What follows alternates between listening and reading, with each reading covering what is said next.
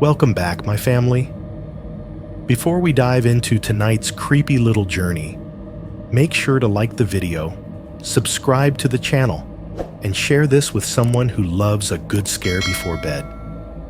I would love to know where you are watching from and what time it is for you right now. So drop it down in the comments and hype me up a little on YouTube. Now, get comfortable, dim the lights, and let us step into tonight's story. There's a stretch of highway I refuse to drive anymore. Not because of an accident, not because it's dangerous on paper, but because of what happened the one night I realized I wasn't alone on it. I used to love driving late at night. There was something calming about it. The way the road straightened out, the way the noise of the day faded until all that was left was the low hum of the engine and the steady whisper of tires against asphalt. No traffic, no distractions, just darkness and motion. That night felt no different at first. It was after 2 a.m., the kind of hour where even the radio sounds tired, voices drifting in and out through static. The dashboard lights glowed a soft, dull orange. My car smelled faintly like stale coffee and warm plastic. Everything felt normal. Too normal. I remember yawning, rolling my shoulders, telling myself I was almost home. I had driven that highway countless times before. I knew every bend, every exit sign, every long, empty stretch where the streetlights simply stopped. And when I checked my rearview mirror, I wasn't alarmed to see headlights behind me. There's always someone out there eventually, another late-night driver, another person just trying to get home. At least that's what I thought. The first thing that felt off was the silence, not outside, but inside my head. The radio cut out without warning, leaving behind a faint hiss. I reached to adjust it, then stopped. The headlights behind me were still there. Same distance, same position. They didn't drift closer. They didn't fall back. They just stayed, perfectly centered, perfectly patient. I sped up a little. Nothing dramatic, just enough to put some space between us. The engine responded, the pitch rising slightly. A few seconds passed. Then I glanced in the mirror again. The headlights matched me. That's when the calm started to crack. A thin line of unease slid into my chest, subtle but sharp. I changed lanes, telling myself I was being paranoid. The highway was empty. It meant nothing. But seconds later, the car behind me changed lanes too. Smooth, unhurried, like it had expected me to do it. I laughed once, quietly, a nervous habit. My hands tightened on the steering wheel. The road ahead vanished into darkness, swallowed by trees on both sides. No houses, no businesses. Just the occasional reflective sign flashing past like a warning I couldn't read fast enough. I made a turn I didn't need to make, one I'd never taken before, just to prove a point. The headlights followed. My heart started to pound, loud enough that I could hear it over the engine. Each breath felt shallow now. The air inside the car seemed heavier, thicker, like it was pressing in on me. I told myself to stay calm, to think clearly. But deep down, a colder thought had already taken root. Whoever was behind me wasn't lost. They weren't in a hurry, and they weren't following the road. They were following me, and that was only the beginning. Chapter 1, Normal Nights 1.1, Confession from the Present, 500 words. I'm writing this now because it's easier than saying it out loud. People in my life know I'm a night person. They know I've always kept strange hours, that I'll take a late drive just to clear my head, that I'll volunteer for the midnight grocery run without thinking twice. They think it's a quirk, something harmless, a preference, a habit. But there's one stretch of highway I won't drive anymore. Not during the day, not at dusk, not even with someone sitting next to me, talking, laughing, trying to make it feel normal. I'll take longer routes. I'll burn extra gas. I'll circle through back roads that don't make sense on a map. I'll do anything to avoid that section of asphalt like it's marked on my windshield in red. And I never tell anyone why. Because the moment I try, the story starts to sound like something I should have forgotten. Like something that couldn't have happened the way I remember it. Like my brain took an ordinary night and painted it in darker colors after the fact. Except it didn't. I can still hear it if I drive long enough in silence. The steady purr of my engine, the low, constant vibration under the steering wheel, the tires whispering over the road like a soft brushstroke. I can still hear the air coming through the vents, that dry, recycled breath of the car heater, clicking as it shifts between levels. When I close my eyes, I can even bring back the radio. Not music, not voices. Just that thin static that fills the cabin when you're too far from a station, when the world feels empty and the signal can't find you. It's strange, the things that stick with you. People expect the big details, the face, the threat, the moment you screamed or ran. But that's not how it lives in my head. It lives in sound and routine. It lives in the way the dashboard lights made my hands look washed out and pale.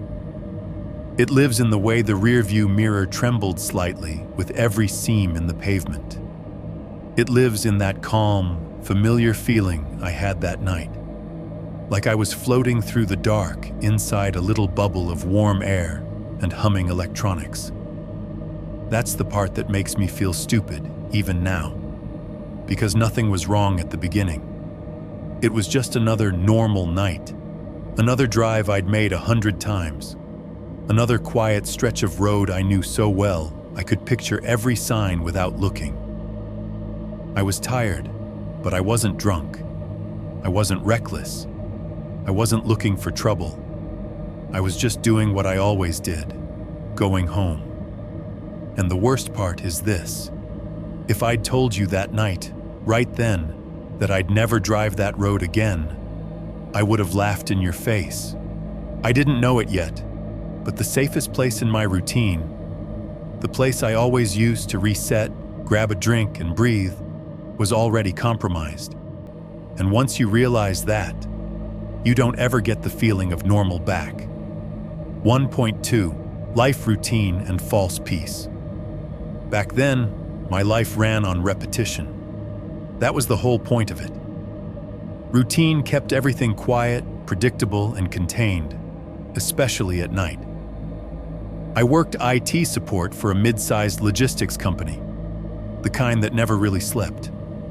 Servers went down at all hours. Security patches didn't care about weekends, and someone always had to be on call when the rest of the building went dark. I volunteered for the night shift early on. It paid a little extra, and more importantly, it came with fewer people. Fewer conversations, fewer eyes, just the soft glow of monitors and the steady mechanical heartbeat of the building. My shift always ended at 1:40 a.m. on the dot. Not 1:30, not too low, 1:40. The time was burned into me so deeply that even now, years later, I sometimes glance at a clock and feel a faint tightening in my chest when the numbers line up that way. At 1:38, I'd shut down my workstation. At 1:39, I'd slip on my jacket. At 1:40, I'd badge out and step into the parking garage, where the air always smelled faintly of concrete dust and motor oil. The garage lights hummed overhead, cold and unforgiving, turning every shadow sharp. My footsteps echoed too loudly no matter how softly I walked. I liked that part. The echo. The proof that I was alone.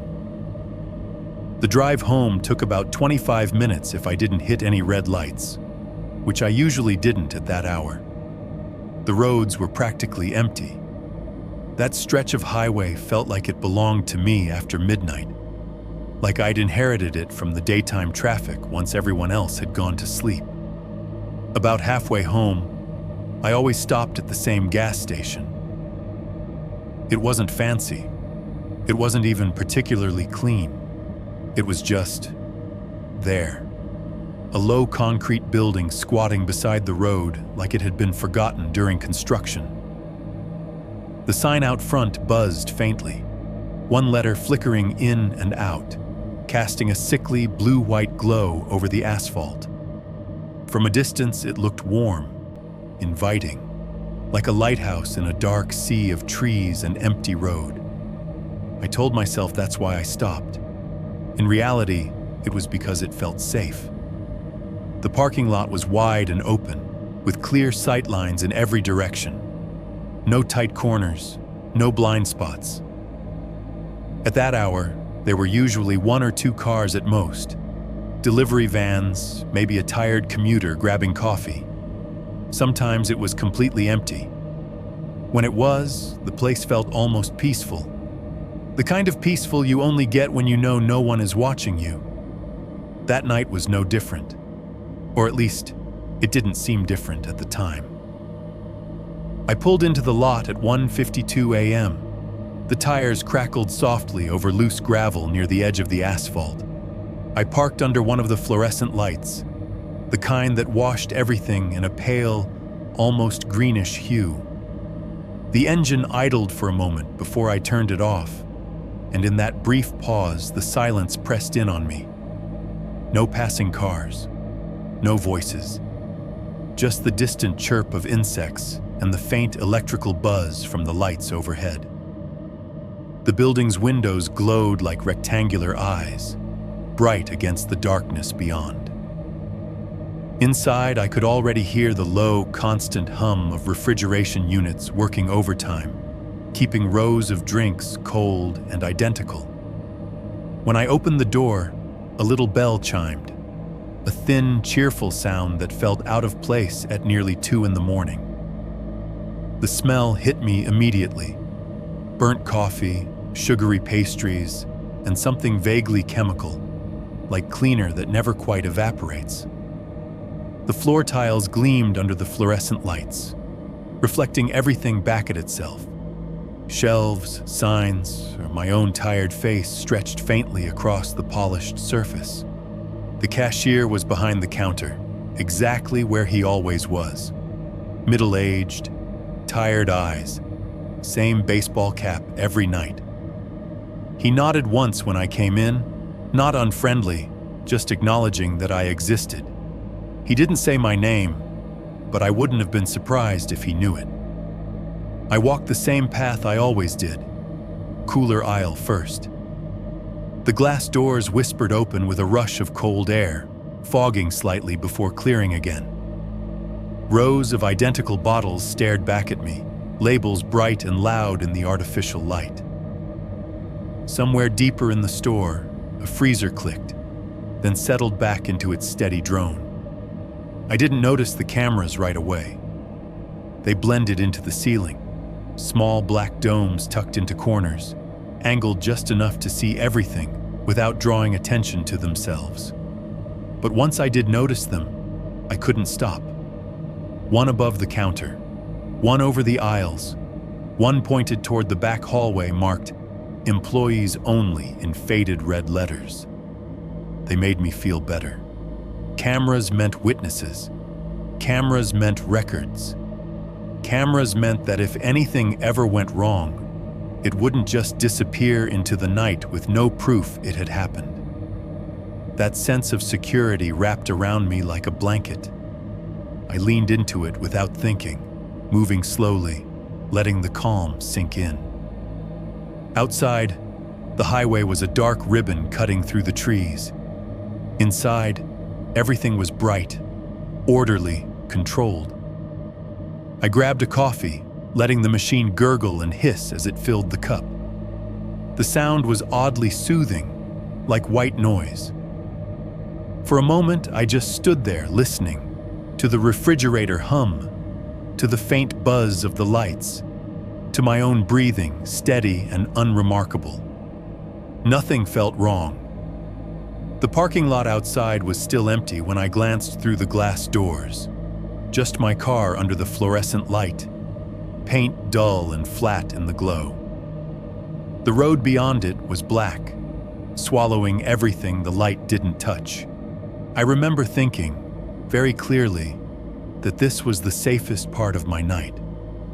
The pause between work and home. The moment where nothing was expected of me, where the world felt small and manageable. That's what makes it hard to explain now.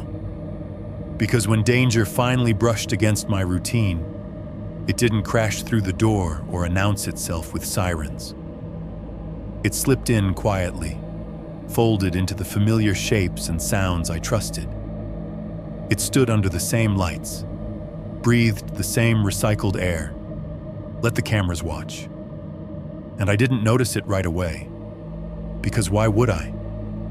Everything looked exactly the way it always had. That's how false peace works. It doesn't feel like a lie until it's already too late.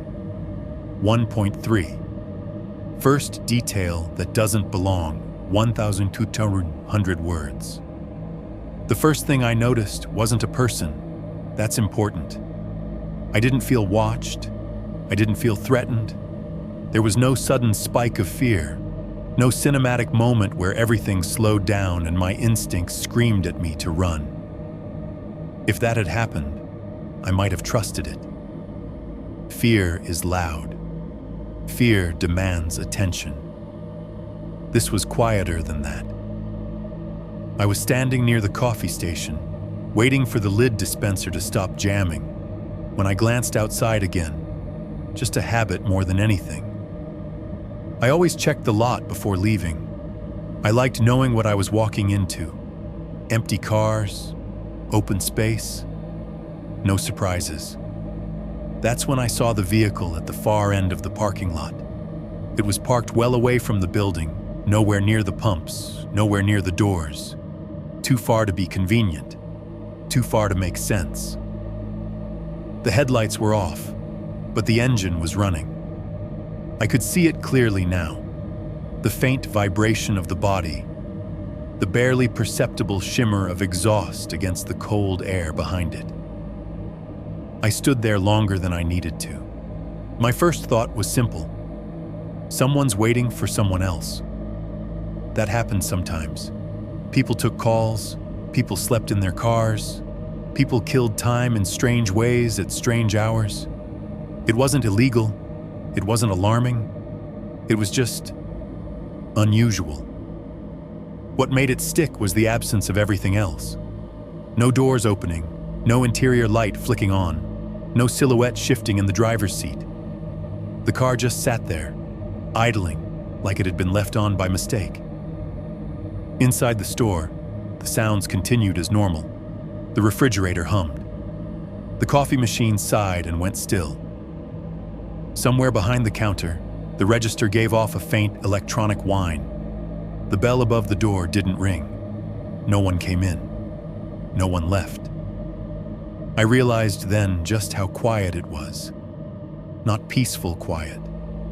Not the kind you enjoy late at night.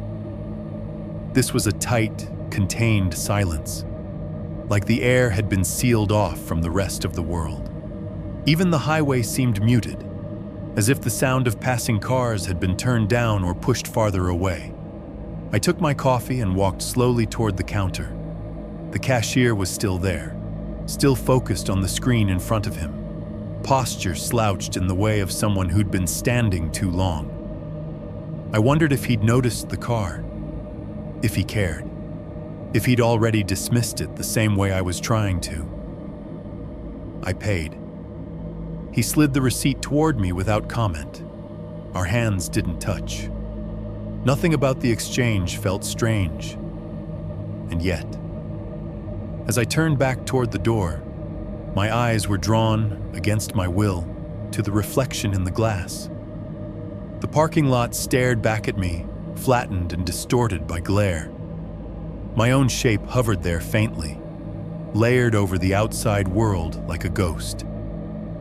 The car was still running. I stopped walking. It wasn't fear that held me there. It was curiosity mixed with something harder to define. A subtle pressure behind the ribs. The kind of feeling you get when you realize a familiar room has been rearranged slightly while you weren't looking. I told myself not to stare. Staring turns nothing into something. Staring invites imagination to fill in blanks that don't need filling. So I didn't stare. I let my gaze drift instead. Casual, unfocused, pretending I was just checking my phone or adjusting my grip on the cup. Out of the corner of my eye, the car didn't move. No one stepped out. No door opened. I pushed the door open and stepped outside. The bell chimed behind me, sharp and loud in the night air. It sounded wrong out here, like a noise that didn't belong outside the building's walls. Cold air hit my face immediately, biting through the warmth I'd built up inside. The fluorescent light overhead buzzed louder now, exposed without the buffer of walls. It cast hard shadows beneath my feet, stretching them out across the pavement in unnatural angles. I walked toward my car, keys already in my hand. Each step echoed more than it should have. The lot was wide and empty, sound bouncing back at me from places I couldn't see. My footsteps felt too deliberate, too noticeable, like I was announcing my position to something that hadn't asked to know it. I didn't look directly at the other car. I told myself I didn't need to. I knew where it was. I could feel it in my peripheral vision, a dark shape anchored in place, humming softly to itself. The sound was faint, almost swallowed by the night, but once I noticed it, I couldn't unhear it. The low, steady murmur of an engine that refused to die. I unlocked my car and slid into the driver's seat. The door closed with a solid, comforting thunk. The interior smelled familiar. Leather, dust, the lingering trace of coffee from earlier in the week.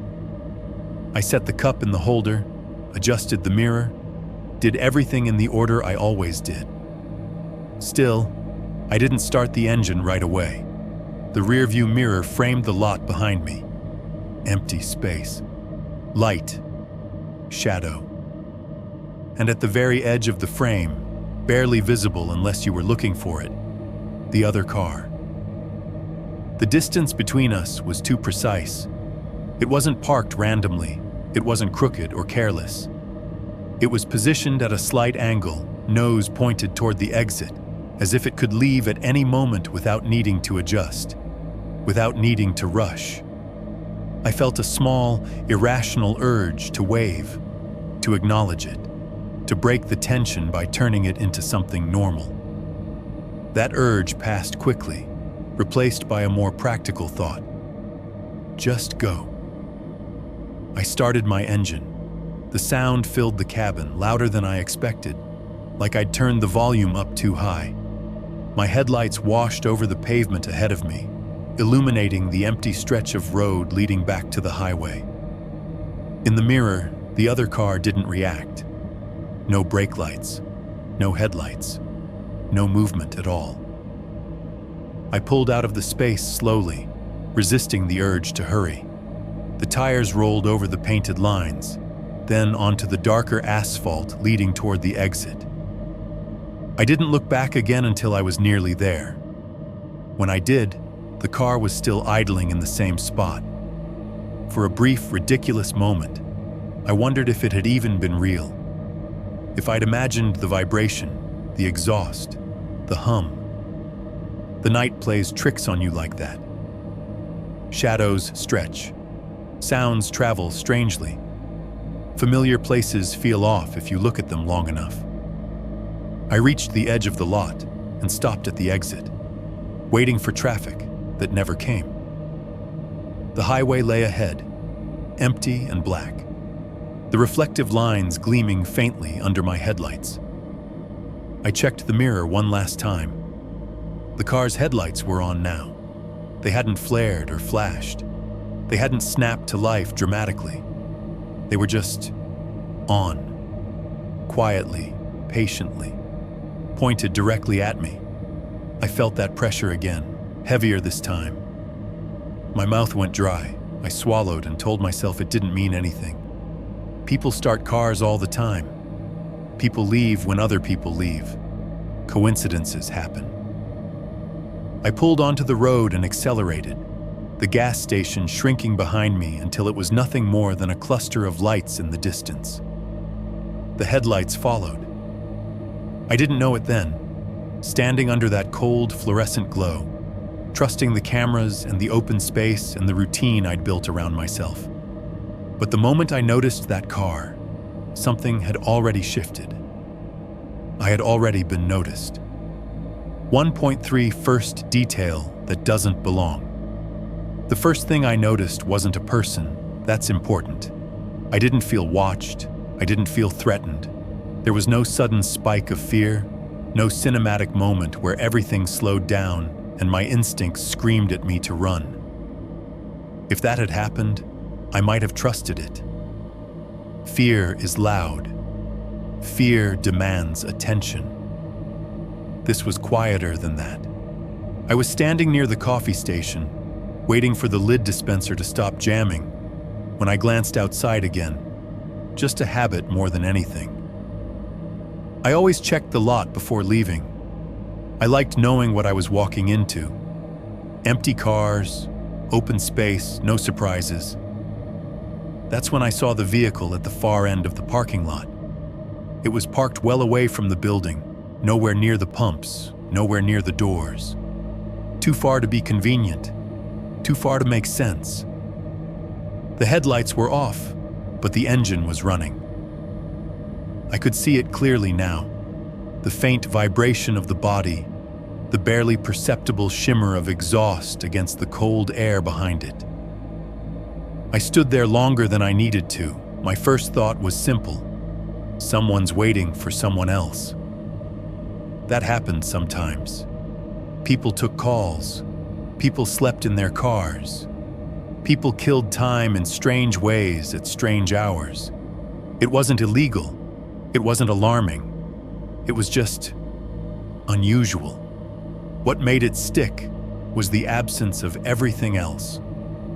No doors opening, no interior light flicking on, no silhouette shifting in the driver's seat. The car just sat there, idling like it had been left on by mistake. Inside the store, the sounds continued as normal. The refrigerator hummed. The coffee machine sighed and went still. Somewhere behind the counter, the register gave off a faint electronic whine. The bell above the door didn't ring. No one came in. No one left. I realized then just how quiet it was. Not peaceful quiet. Not the kind you enjoy late at night. This was a tight, contained silence, like the air had been sealed off from the rest of the world. Even the highway seemed muted, as if the sound of passing cars had been turned down or pushed farther away. I took my coffee and walked slowly toward the counter. The cashier was still there, still focused on the screen in front of him, posture slouched in the way of someone who'd been standing too long. I wondered if he'd noticed the car, if he cared, if he'd already dismissed it the same way I was trying to. I paid. He slid the receipt toward me without comment. Our hands didn't touch. Nothing about the exchange felt strange. And yet, as I turned back toward the door, my eyes were drawn, against my will, to the reflection in the glass. The parking lot stared back at me, flattened and distorted by glare. My own shape hovered there faintly, layered over the outside world like a ghost. The car was still running. I stopped walking. It wasn't fear that held me there. It was curiosity mixed with something harder to define. A subtle pressure behind the ribs. The kind of feeling you get when you realize a familiar room has been rearranged slightly while you weren't looking. I told myself not to stare. Staring turns nothing into something. Staring invites imagination to fill in blanks that don't need filling. So I didn't stare. I let my gaze drift instead. Casual, unfocused, pretending I was just checking my phone or adjusting my grip on the cup. Out of the corner of my eye, the car didn't move. No one stepped out. No door opened. I pushed the door open and stepped outside. The bell chimed behind me, sharp and loud in the night air. It sounded wrong out here, like a noise that didn't belong outside the building's walls. Cold air hit my face immediately, biting through the warmth I'd built up inside. The fluorescent light overhead buzzed louder now, exposed without the buffer of walls. It cast hard shadows beneath my feet, stretching them out across the pavement in unnatural angles. I walked toward my car, keys already in my hand. Each step echoed more than it should have. The lot was wide and empty, sound bouncing back at me from places I couldn't see. My footsteps felt too deliberate, too noticeable, like I was announcing my position to something that hadn't asked to know it. I didn't look directly at the other car. I told myself I didn't need to. I knew where it was. I could feel it in my peripheral vision, a dark shape anchored in place, humming softly to itself. The sound was faint, almost swallowed by the night. But once I noticed it, I couldn't unhear it. The low, steady murmur of an engine that refused to die. I unlocked my car and slid into the driver's seat. The door closed with a solid, comforting thunk. The interior smelled familiar. Leather, dust, the lingering trace of coffee from earlier in the week. I set the cup in the holder, adjusted the mirror, did everything in the order I always did. Still, I didn't start the engine right away. The rearview mirror framed the lot behind me. Empty space, light, shadow, and at the very edge of the frame, barely visible unless you were looking for it, the other car. The distance between us was too precise. It wasn't parked randomly, it wasn't crooked or careless. It was positioned at a slight angle, nose pointed toward the exit, as if it could leave at any moment without needing to adjust, without needing to rush. I felt a small, irrational urge to wave, to acknowledge it, to break the tension by turning it into something normal. That urge passed quickly, replaced by a more practical thought. Just go. I started my engine. The sound filled the cabin louder than I expected, like I'd turned the volume up too high. My headlights washed over the pavement ahead of me, illuminating the empty stretch of road leading back to the highway. In the mirror, the other car didn't react. No brake lights, no headlights, no movement at all. I pulled out of the space slowly, resisting the urge to hurry. The tires rolled over the painted lines, then onto the darker asphalt leading toward the exit. I didn't look back again until I was nearly there. When I did, the car was still idling in the same spot. For a brief, ridiculous moment, I wondered if it had even been real. If I'd imagined the vibration, the exhaust, the hum. The night plays tricks on you like that. Shadows stretch. Sounds travel strangely. Familiar places feel off if you look at them long enough. I reached the edge of the lot and stopped at the exit, waiting for traffic that never came. The highway lay ahead, empty and black, the reflective lines gleaming faintly under my headlights. I checked the mirror one last time. The car's headlights were on now. They hadn't flared or flashed. They hadn't snapped to life dramatically. They were just on, quietly, patiently, pointed directly at me. I felt that pressure again, heavier this time. My mouth went dry. I swallowed and told myself it didn't mean anything. People start cars all the time. People leave when other people leave. Coincidences happen. I pulled onto the road and accelerated, the gas station shrinking behind me until it was nothing more than a cluster of lights in the distance. The headlights followed. I didn't know it then, standing under that cold, fluorescent glow, trusting the cameras and the open space and the routine I'd built around myself. But the moment I noticed that car, something had already shifted. I had already been noticed. 2.1, the convenience store, 1,000 words. The automatic doors slid open with a soft, mechanical sigh. The kind of sound I had heard so many times that my body barely reacted to it anymore. Warm air rushed out to meet me, carrying the familiar blend of burnt coffee, processed food, and industrial cleaner. For a brief second, I stood on the threshold between the dark parking lot and the fluorescent interior, feeling like I was stepping out of one world and into another. Then the doors closed behind me, sealing the night away. Inside, everything was bathed in light. Too much light. The fluorescent panels overhead buzzed faintly, casting a flat, colorless glow that erased shadows instead of softening them. The floor tiles were clean enough to reflect my shoes as I walked, the reflections slightly warped, like I was moving through a shallow layer of water. Every sound seemed sharper in here, amplified by the empty space and the lack of conversation. To my left, a row of refrigerators lined the wall from end to end. Their glass doors vibrated with a low, constant hum, the kind that you don't really hear until the rest of the world goes quiet. Bottles and cans sat in rigid rows behind the glass, labels bright and artificial, promising energy, sugar, focus, things I felt like I was running on fumes of already.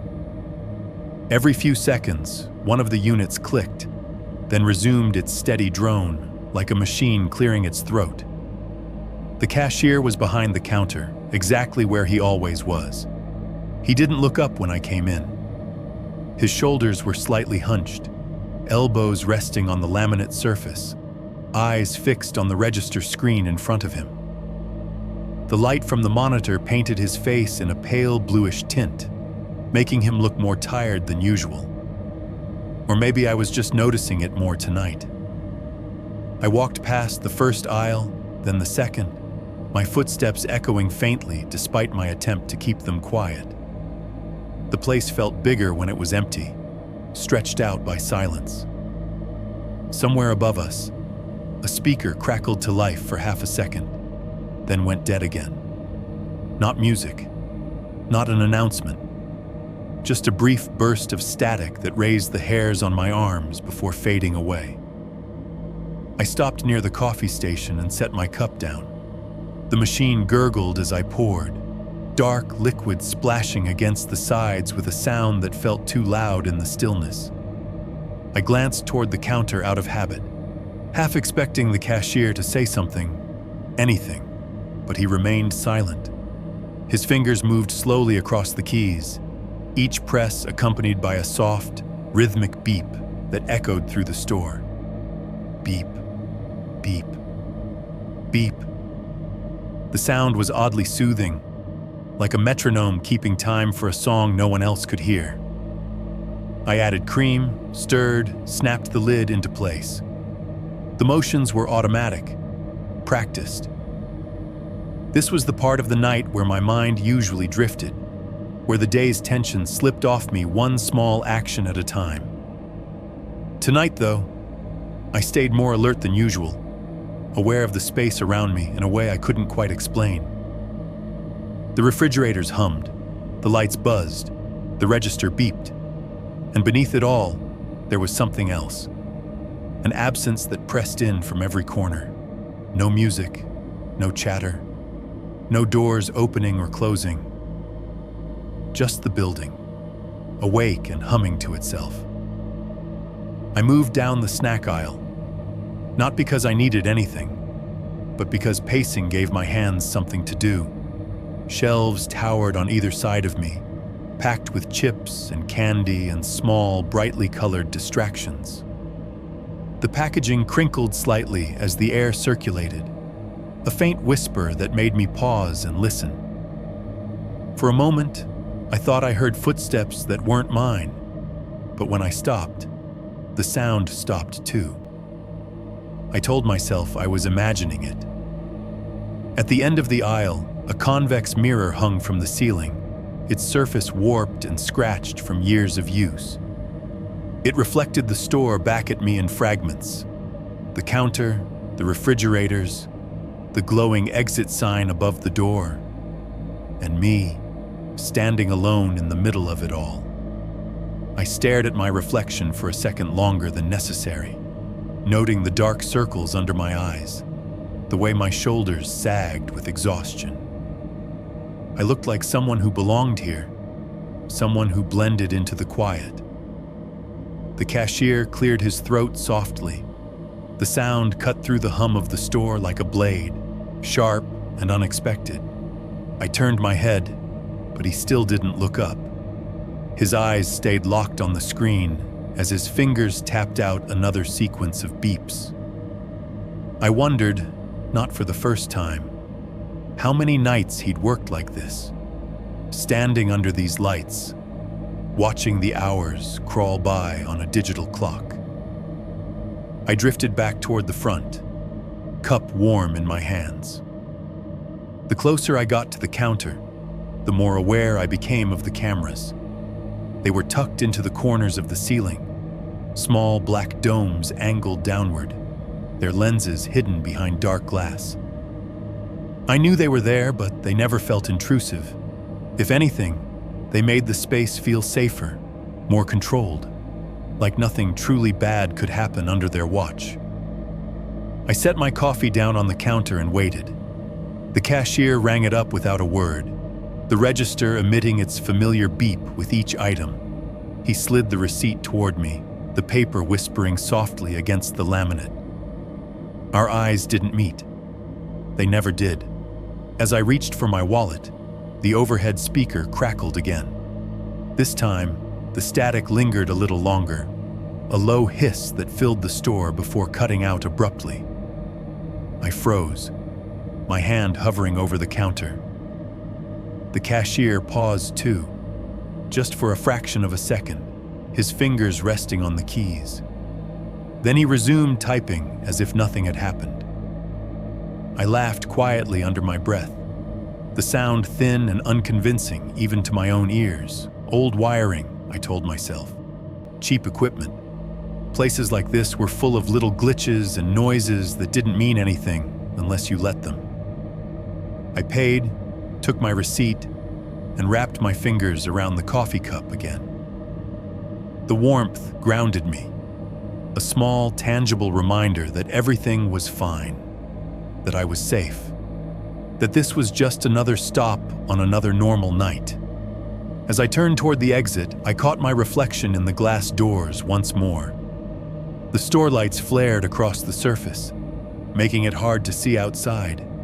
For a moment, all I could see was myself, framed by brightness, separated from the darkness beyond. I pushed the door open, the bell chiming overhead, and stepped back into the night.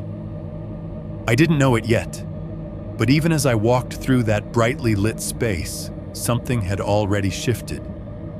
The store hadn't felt empty because I was alone. It had felt empty because someone inside it was paying attention. 2.2. The man facing the wrong way. I noticed him without realizing I was noticing him. That sounds strange, but it's the only way I can describe it. He didn't announce himself. He didn't move into my line of sight or do anything dramatic enough to demand attention. He was just there. A shape where a shape didn't quite belong. A presence that slipped into my awareness quietly, the way a smell does before you figure out where it's coming from. He was standing near the refrigerators along the back wall, his back to the aisle, At first glance, it looked normal enough. Someone deciding between drinks, maybe staring too long at the options. I didn't think anything of it right away. People linger, people zone out, especially late at night. But seconds passed, then more. I stood near the counter pretending to check my phone, and he still didn't move. No reach for a handle, no shift of weight, no restless shuffle that usually comes with indecision. He stood perfectly still, shoulders squared, hands hanging at his sides, facing the humming glass doors, as if there were something there only he could see. I told myself not to stare. Staring is rude. Staring turns curiosity into suspicion. I didn't want to build a story around a stranger who hadn't done anything wrong. So I kept my eyes down, focused on the condensation gathering on the side of my cup, on the faint tremor in the surface of the coffee as the refrigerators continued their low, steady vibration. Still, I knew he was there. The feeling was subtle but persistent, like a low-grade itch you can't quite scratch. My attention kept drifting back to him against my will, even as I forced myself to look elsewhere. I took a step to the side, pretending to browse a rack of candy bars I had no intention of buying. From that angle, I could see him more clearly in my peripheral vision. He hadn't changed position. What struck me then wasn't what he was doing, but what he wasn't doing. He wasn't shopping. He wasn't checking labels or prices. He wasn't pacing or shifting or leaning in closer to the glass. He was just standing there, facing the refrigerators like they were a wall he'd been instructed not to turn away from. The hum of the coolers felt louder suddenly, filling the space between us. The sound crawled under my skin, vibrating faintly through the floor and up into my legs. I wondered if he could feel it too, standing that close to the machines. If it bothered him. If it was why he hadn't moved. I glanced toward the cashier. The man behind the counter hadn't reacted at all. He didn't look annoyed. He didn't look concerned. He didn't look toward the back of the store. His posture hadn't changed. His expression still fixed in that neutral, exhausted mask of someone halfway through a long shift. If the man by the refrigerators was unusual, the cashier didn't seem to notice, or didn't care. That should have reassured me. Instead, it made things worse. I picked up a bag of chips, turned it over in my hands, then put it back. The crinkling plastic sounded unnaturally loud in the quiet store, and for a brief moment, I was certain it would draw attention. I waited for movement behind me, for a turn of the head, for footsteps. Nothing happened. I told myself I was being ridiculous, that this was what happened when you worked nights for too long, when your brain started inventing patterns just to stay awake. I'd read about it, how fatigue heightens your awareness, how it makes small things feel bigger, more significant than they really are. I took another slow step down the aisle. From this angle, I could see the man's reflection faintly in the refrigerator glass. It was distorted, stretched thin by glare and light, but it was enough. His outline was rigid, upright, unmoving. His head was slightly bowed, chin angled down, as if he were studying the contents intently. But the shelves behind the glass were bare. Not empty exactly, but uniform. Rows of identical drinks, evenly spaced, no single item standing out.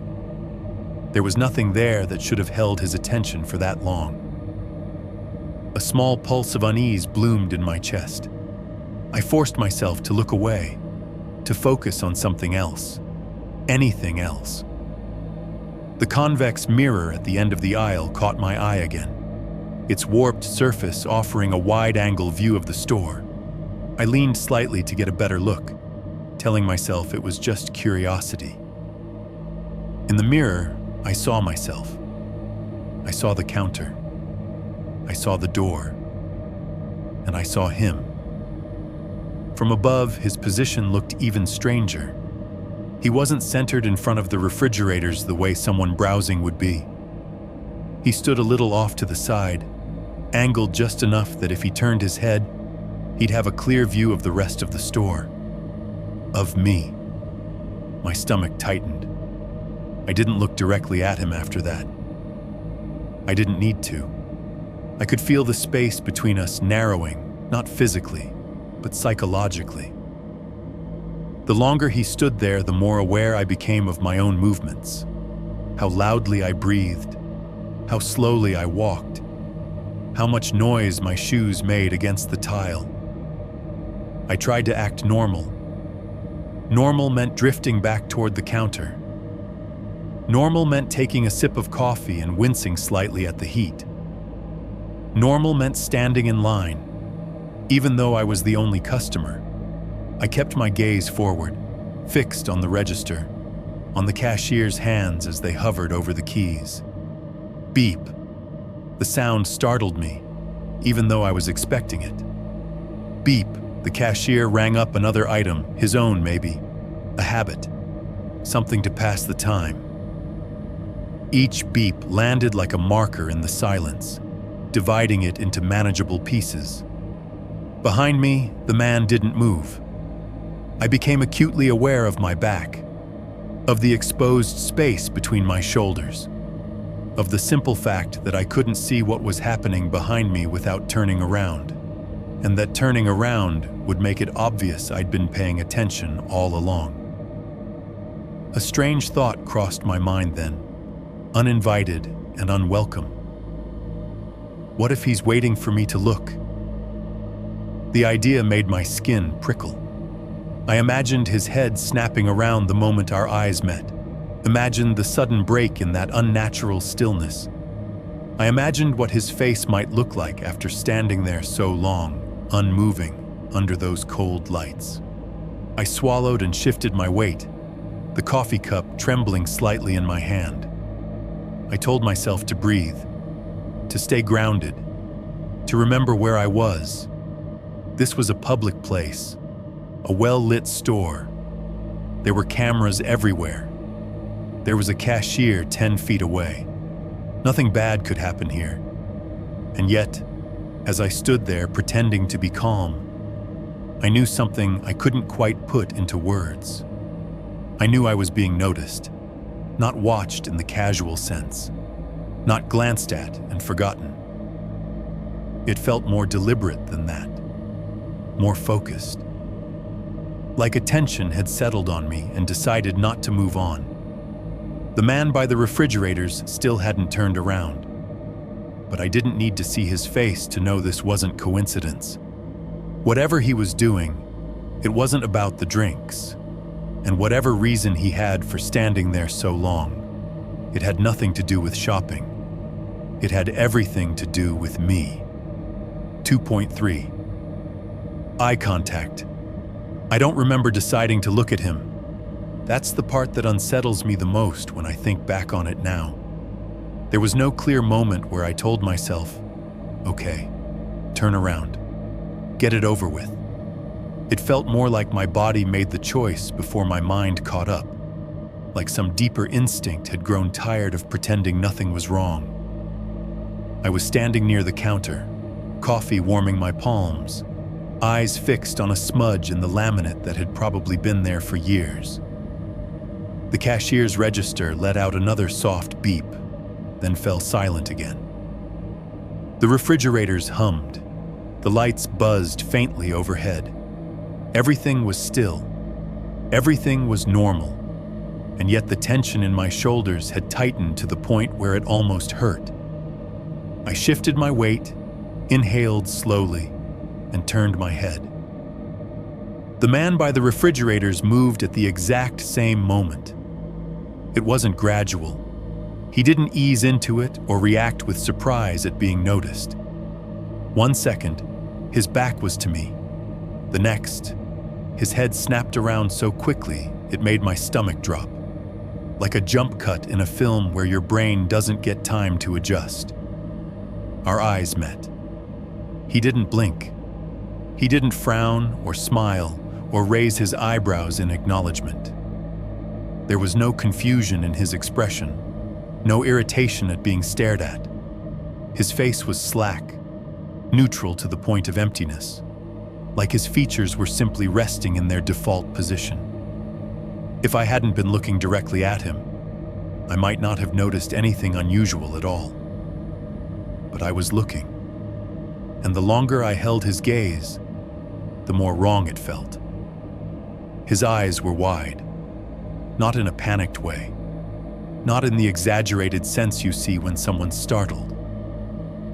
They were wide in the way someone looks when they're fully awake, fully alert, every part of their attention focused outward. The pupils were dark and steady, reflecting the fluorescent lights above us in tiny, sharp points. It felt like being pinned in place. For a split second, my mind tried to fill in the gap with something familiar. He's annoyed, I thought. He caught me staring. Or maybe he was about to say something, ask if I needed help, tell me to mind my business, laugh it off as a misunderstanding. He did none of those things. He just looked at me. The silence stretched thin between us, pulling tight. I became acutely aware of how exposed I felt standing there, of how open my posture was, how little stood between us. The hum of the refrigerators seemed to fade into the background, replaced by the sound of my own pulse pounding in my ears. I waited for him to speak. He didn't. I waited for him to move, step away, turn back to the shelves, do something to reestablish the normal flow of the world. He didn't. Instead, his gaze shifted slightly, traveling over my face in a slow, deliberate way that made my skin crawl. It wasn't the quick glance of curiosity or the reflexive scan you make when you size someone up without thinking. It was careful, methodical, as if he were confirming details rather than noticing them for the first time. I looked away first. The moment I did, the tension broke just enough for me to breathe again. I stared down at the counter, at the coffee sloshing gently against the lid as my hand trembled. My heart was racing now, no longer content to beat quietly in the background. I swallowed and told myself to relax. People lock eyes accidentally all the time. It didn't mean anything. It couldn't mean anything. Still, I couldn't bring myself to look back. I felt his attention linger, like a weight pressing against the side of my face. The sensation was so strong that I half expected to feel heat there, the way you do when someone stands too close behind you. I shifted again, pretending to adjust my grip on the cup, anything to justify the movement. The cashier cleared his throat. The sound snapped me back to the present. I glanced toward him, grateful for the distraction, but his eyes were still on the register. His posture hadn't changed. If he'd noticed the exchange, he gave no sign of it. That realization sent a fresh wave of unease through me, because whatever had just passed between me and the man by the refrigerators, it felt significant, charged, like a line had been crossed. And yet, in the brightly lit space of that store, with cameras watching from every corner, no one else seemed to acknowledge it had happened at all. I risked another glance. The man hadn't turned away. He was still facing me now, body angled slightly toward the aisle, arms hanging loose at his sides. His expression hadn't changed, but something about it felt settled, as if whatever question he'd been asking himself had just been answered. Our eyes met again, and this time, the sensation was different. It wasn't surprise I felt then. It wasn't even fear, not exactly. It was recognition. Not his recognition of me, but my recognition of the look in his eyes. I had seen that look before, just never directed at me. It was the same look you see in someone who's found what they were searching for after a long time. The same stillness, the same focus. There was no emotion attached to it, no satisfaction or relief, just certainty. The thought hit me hard enough to make my breath hitch. He knows me. Not my name, not my story, but my presence, my routine. The fact that I belonged in this space at this time. The way a piece belongs in a puzzle once you've found where it fits. My chest tightened, and I felt an irrational urge to apologize. To say something, anything, that would break the spell. Reframe the moment as something mundane and harmless. But I didn't speak. Neither did he. The silence between us grew unbearable. It pressed in from all sides, filling the store until even the hum of the machines felt distant. I was suddenly aware of how alone we were in that building. Despite the lights, despite the cameras, despite the thin illusion of safety everything around us projected. Finally, he looked away. Not abruptly, not with frustration or embarrassment. He simply turned his head back toward the refrigerators, resuming his original position as if nothing had happened at all. His shoulders relaxed slightly, the tension draining out of his posture. It should have reassured me. Instead, it left me cold. Because the moment our eyes met hadn't felt like an accident. It hadn't felt like two strangers acknowledging each other in a shared space.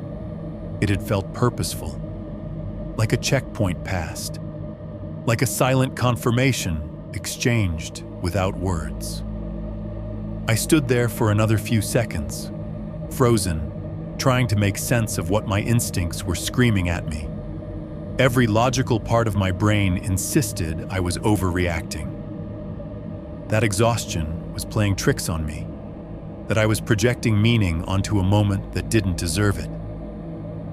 But logic didn't erase the way my stomach churned, or the way my skin prickled as if I'd just brushed against something dangerous without realizing how close it had been. I turned away from the counter and headed for the exit, my movements stiff and deliberate. I didn't look back again. I didn't need to.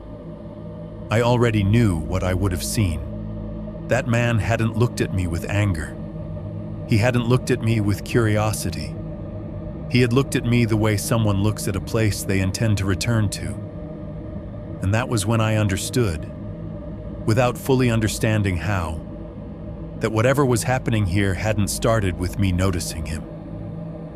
It had started with him noticing me. Chapter 3, Leaving Too Late, 3.1, False Safety. Paying should have been the end of it. That was the thought looping in my head as I stepped back up to the counter, coffee in one hand, wallet in the other, forcing my shoulders to relax. Transactions have a way of closing moments. You hand something over, you get something back, and the world snaps neatly into place again. Whatever tension existed before is supposed to dissolve into routine.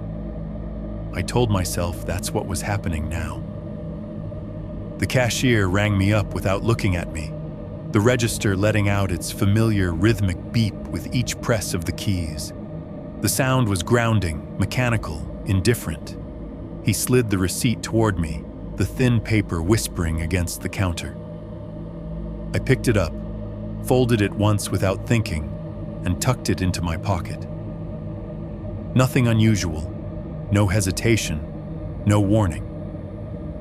For a brief moment, I allowed myself to believe that I had imagined the entire thing, that the man by the refrigerators had simply been another tired customer, that the eye contact had meant nothing, that my nerves had been frayed by long hours and too much caffeine. People stand strangely sometimes. People stare. People are awkward. That didn't make them dangerous. I thanked the cashier out of habit. He nodded once, barely perceptible, and returned his attention to the screen. The overhead speaker crackled faintly, then went quiet again. Somewhere behind me, the refrigerators continued their steady hum, unbothered by my racing thoughts. I turned toward the exit. The automatic doors reflected the store back at me in warped layers of light. Rows of shelves, the counter, my own tired face hovering in the glass. I didn't look toward the back wall. I didn't check the mirror. I didn't need to. I was done with that part of the night. Whatever discomfort I'd felt inside those walls belonged there. I was taking it no further. The doors slid open with that same soft sigh, and cool night air spilled in around my ankles. Stepping outside felt like breaking the surface of water. The sounds changed immediately. Inside, everything had been contained, humming, buzzing, beeping, layered neatly on top of one another. Out here, the noise was thinner, more exposed. The distant hiss of the highway, the faint rustle of wind through trees I couldn't see. The fluorescent light overhead buzzed loudly now, stripped of insulation, its glow spilling across the pavement in harsh, uneven pools. I paused just long enough for the doors to close behind me. The parking lot was almost exactly as I'd left it, wide, empty, still. My car sat under the light, waiting, paint dull and flat beneath the glow. For a moment, relief washed through me so strongly it made my knees feel weak. See, I told myself. Nothing happened. I walked toward my car at a steady pace, resisting the urge to hurry. Rushing would mean admitting I was scared, and I wasn't ready to do that yet. I unlocked the door, slid into the driver's seat, and closed it behind me. The solid thunk of the latch was deeply comforting, like sealing myself inside a protective shell. I set the coffee in the cup holder, adjusted the mirror, buckled my seatbelt. Normal things, familiar things. I started the engine, and the sound filled the cabin, loud and alive after the stillness of the lot. The dashboard lights flickered on, bathing the interior in soft amber and red. The radio crackled, searching for a signal, then settled into low static. I exhaled slowly, feeling my heartbeat begin to slow. This was it, the moment of release, the point where the night reset and everything went back to being manageable. I put the car in reverse. The rearview mirror framed the parking lot behind me, and that's when my stomach tightened. The other car was still there. It hadn't moved an inch. For a second, I wondered if it was the same car at all. The angle was slightly different from where I'd seen it before, and my memory felt unreliable now, stretched thin by nerves. But the longer I looked, the more certain I became. Same position, same distance, same faint vibration rippling through the air around it. The engine was still running. I froze, my foot hovering over the brake. People linger, I reminded myself. People sit in their cars all the time. Maybe they were on a call. Maybe they were waiting for someone. Maybe they'd fallen asleep with the engine on. There were a dozen explanations, all of them reasonable. None of them felt right. I shifted back into drive and rolled forward slowly, tires crunching softly over gravel. I told myself I wouldn't look again, that I'd pull out, merge onto the road, and leave the whole thing behind me where it belonged. At the edge of the lot, I stopped and checked for traffic. The highway was empty, a black ribbon stretching out into nothingness. I glanced at the mirror one last time.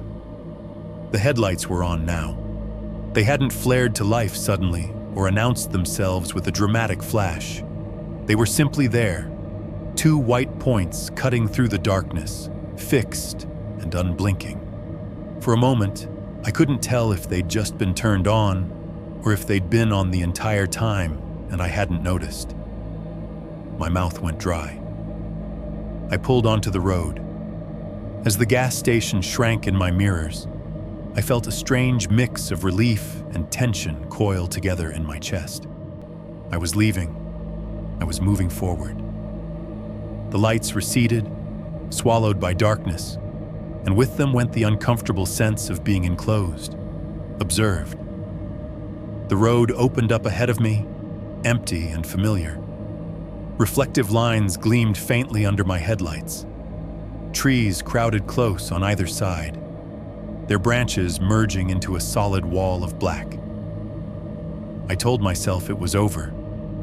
I told myself that whatever had unsettled me inside the store couldn't follow me out here. That the world beyond those fluorescent lights was bigger, less contained, harder for something strange to hide in. I turned the radio up a notch, filling the car with static and half-formed voices drifting in and out of reach. The sound helped. It made the silence feel less intentional, less heavy. I checked the rearview mirror again. The headlights were still there. They hadn't surged forward. They hadn't fallen back. They followed at a careful, measured distance, centered perfectly in the lane behind me. Not close enough to be aggressive, not far enough to ignore. A slow, creeping anxiety began to replace the relief I'd felt moments earlier. I adjusted my speed slightly, just a few miles per hour faster than before. The headlights adjusted too. That was the moment it finally sank in, sharp and unmistakable. Leaving the gas station hadn't ended anything at all. It had only changed the setting.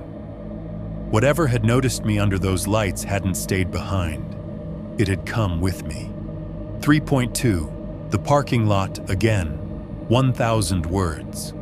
For the next few seconds, I convinced myself that what I was seeing in the mirror wasn't real, that it was a trick of distance, of darkness, of my own nerves replaying the image of that idling car and stitching it onto the road behind me. Headlights line up all the time on empty highways. Two lights become a pattern if you stare at them long enough. Your brain fills in gaps when it's tired. So I focused on the road ahead instead. The highway curved gently away from the gas station, the reflective paint flashing briefly under my headlights before dissolving back into black. The building itself disappeared faster than I expected. One moment it was there, glass and neon and fluorescent glare, and the next it was gone, swallowed by trees and distance as if it had never existed at all. That should have been reassuring. Instead, it made the space behind me feel heavier. I checked the mirror again. The headlights were still there. Not closer, not farther. Just there. Steady, centered, precise. Whoever was behind me hadn't rushed to catch up, hadn't lagged behind when I pulled away. They'd simply merged onto the road at the same pace I had, as if we'd planned it together. I tightened my grip on the wheel without realizing it. The leather creaked faintly under my fingers. The engine's hum felt louder now, vibrating through the pedals and into my legs. I became acutely aware of the car as a physical object, metal and glass and rubber, carrying me through a stretch of darkness that suddenly felt much larger than it had a minute ago. I told myself not to overthink it. If I could see them, they could see me. That was all. Two cars, one behind the other, heading in the same direction. No law against that. No reason to panic. Still, something nagged at me. It was the timing. I replayed the moment in my head. The way I'd stepped outside, the way I'd settled into my seat, the way I'd glanced up just before pulling out. How the headlights hadn't been on when I first sat down. How they'd been on when I checked again. No flare, no delay, just on. As if the driver had been waiting for that exact moment. The road ahead stayed empty. No oncoming traffic, no taillights in the distance. Just me and the narrow cone of light my headlights carved out of the dark. Trees pressed in close on both sides, their branches merging overhead in places, turning the sky into a darker shade of black. I flicked my eyes to the speedometer. A few miles over the limit. Normal. Safe. I nudged it up a little anyway. The headlights behind me nudged up too. Not dramatically, not aggressively. They didn't surge forward or crowd my bumper. They simply maintained that same careful distance, as if the gap between us was something the driver was actively managing, rather than passively accepting. My chest tightened. I tried to tell myself they were just another cautious driver, someone who didn't like tailgating, someone matching speed out of habit. But the thought felt thin, like paper stretched too far. I glanced at the rearview mirror again and forced myself to really look this time. The shape of the car behind me was hard to make out, swallowed by darkness except for the headlights. No distinguishing features, no color, just a silhouette riding in the glare. But there was something about its position on the road that bothered me. It was perfectly aligned, too centered, like it wasn't drifting even slightly within the lane the way most cars do. I swallowed and looked forward again. The air inside the car felt stale now, heavy with the smell of coffee and recycled heat. I turned the fan up a notch, the vents clicking softly before releasing a rush of warm air that dried my eyes and throat. The sound filled the cabin, masking the silence just enough to keep my thoughts from spiraling completely. I told myself I was overreacting. That's when I noticed something that made my stomach drop. The exit I'd just passed, the one that led back toward the gas station, was still visible in my side mirror, its reflective sign glowing faintly. And beyond it, just at the edge of my vision, I could still see the parking lot. One car was leaving it. Mine. The realization hit me slowly, then all at once. There hadn't been a second set of taillights pulling out behind me. There hadn't been any other movement in that lot. When I'd left, I'd been the only one to go. The other car hadn't followed me out. It had already been out here. A cold prickle ran up my spine. I tried to rationalize it immediately. Maybe I'd missed it. Maybe it had been parked at a different angle, hidden by the glare of the lights. Maybe it had pulled out before me and I just hadn't noticed. The human brain is excellent at rewriting its own memories to avoid discomfort. But the more I thought about it, the less those explanations held up. I would have seen it. I would have heard it. I would have noticed the movement. I'd been watching that lot too carefully not to. The thought settled into me with an uncomfortable weight. The car behind me hadn't left the gas station after I did. It had been waiting somewhere else, somewhere darker, somewhere beyond the reach of those fluorescent lights and security cameras. And it had waited until I was alone on the road. My heart started to pound harder, each beat thudding against my ribs. I resisted the urge to speed up again, afraid of what that would confirm. Instead, I eased my foot off the gas just slightly, barely enough to register. The headlights behind me adjusted instantly. They didn't hesitate. They didn't drift. They closed the gap just enough to maintain the same distance we'd had before. I let out a slow breath I hadn't realized I'd been holding. That was when the full weight of it settled in. Whatever this was, it wasn't coincidence. It wasn't chance. It wasn't two strangers sharing the same stretch of road by accident. The engine behind me was still running, steady, controlled, patient, and I was no longer convinced it was just carrying someone home. As the last glow of the gas station vanished completely from my mirrors, swallowed by the night like it had never existed. I understood something with a clarity that made my hands shake. I hadn't been followed out of the parking lot. I had been waited for. And now that I was on the road alone, the waiting was over. 3.3 Rear View Mirror. I stopped telling myself stories after that. No more, maybe it's nothing. No more, you're just tired. The explanations I'd been clinging to felt flimsy now, like props knocked over backstage once the performance was done. Whatever was happening behind me had a shape to it, a pattern. And patterns don't exist by accident. I checked the rearview mirror again. The headlights were still there. They sat in the glass like a pair of eyes, perfectly framed, unwavering, not weaving, not drifting toward the shoulder, not creeping closer or fading back, just fixed, centered, measured. The distance between us felt intentional, like the driver had chosen it carefully and saw no reason to change it. The mirror vibrated faintly with the movement of the car, blurring the lights just enough to make them shimmer. Every bump in the road sent a small tremor through the glass, but the headlights never broke formation. They remained locked in place, immune to the imperfections of the pavement. I told myself not to keep looking. There's something about staring into a mirror at night that warps your sense of reality. Depth collapses. Space feels compressed. Everything behind you starts to feel closer than it is. I knew that. I'd driven enough empty roads to understand how quickly the mind can spiral if you let it. So I forced my eyes forward.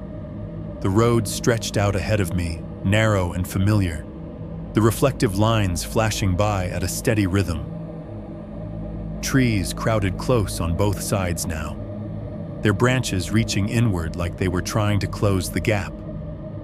The sky above was moonless, a solid, suffocating black that made the darkness ahead feel thicker, heavier. I adjusted my speed again, just a small change, a few miles per hour slower this time. The headlights behind me slowed with me. My jaw clenched. I tried the opposite. I pressed the accelerator gently, watching the speedometer climb. The engine responded with a soft growl, the sound vibrating through the seat and into my spine. I held the speed for several seconds, then glanced at the mirror. The headlights had matched me perfectly. Still no attempt to pass. Still no aggression. Still no hesitation. A thin sheen of sweat broke out along my hairline. The air inside the car felt too warm now, stale and close. I turned the fan up again, the vents clicking before a rush of air spilled out, loud and insistent.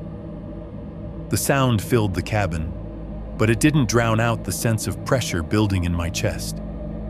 I became acutely aware of how exposed I was. There were no other cars, no oncoming traffic, no distant taillights ahead. Just me, moving through a tunnel of darkness, and the presence behind me, pacing me with unnerving precision. The idea that someone could be sitting just a few car lengths back, watching my every adjustment, sent a cold wave through my stomach. I checked the mirror again, and this time I forced myself to study the lights more carefully. They weren't flickering, they weren't misaligned. They were steady, bright, and clean. Newer headlights, maybe. The beam was low, not aggressive, angled perfectly to avoid blinding me. That detail stood out more than it should have. Whoever was behind me knew exactly how to drive like this.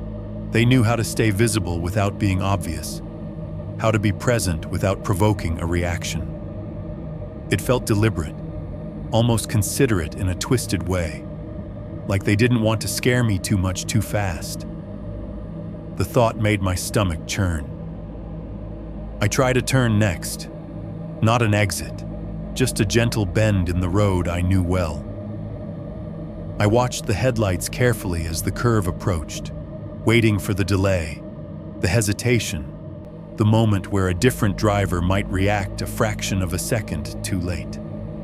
The lights traced the curve smoothly, perfectly. My heart rate spiked. I could feel it in my throat now, in my ears, drowning out the hum of the engine and the rush of air from the vents. I realized I'd been holding my breath again and forced myself to inhale slowly, counting the seconds the way I'd been taught during stressful calls at work. In, hold, out. It didn't help. I glanced at the mirror once more and caught myself searching for details that weren't there. A silhouette, a face, anything human. But the darkness swallowed everything beyond the glare of the headlights, turning the car behind me into a faceless shape, an idea rather than an object.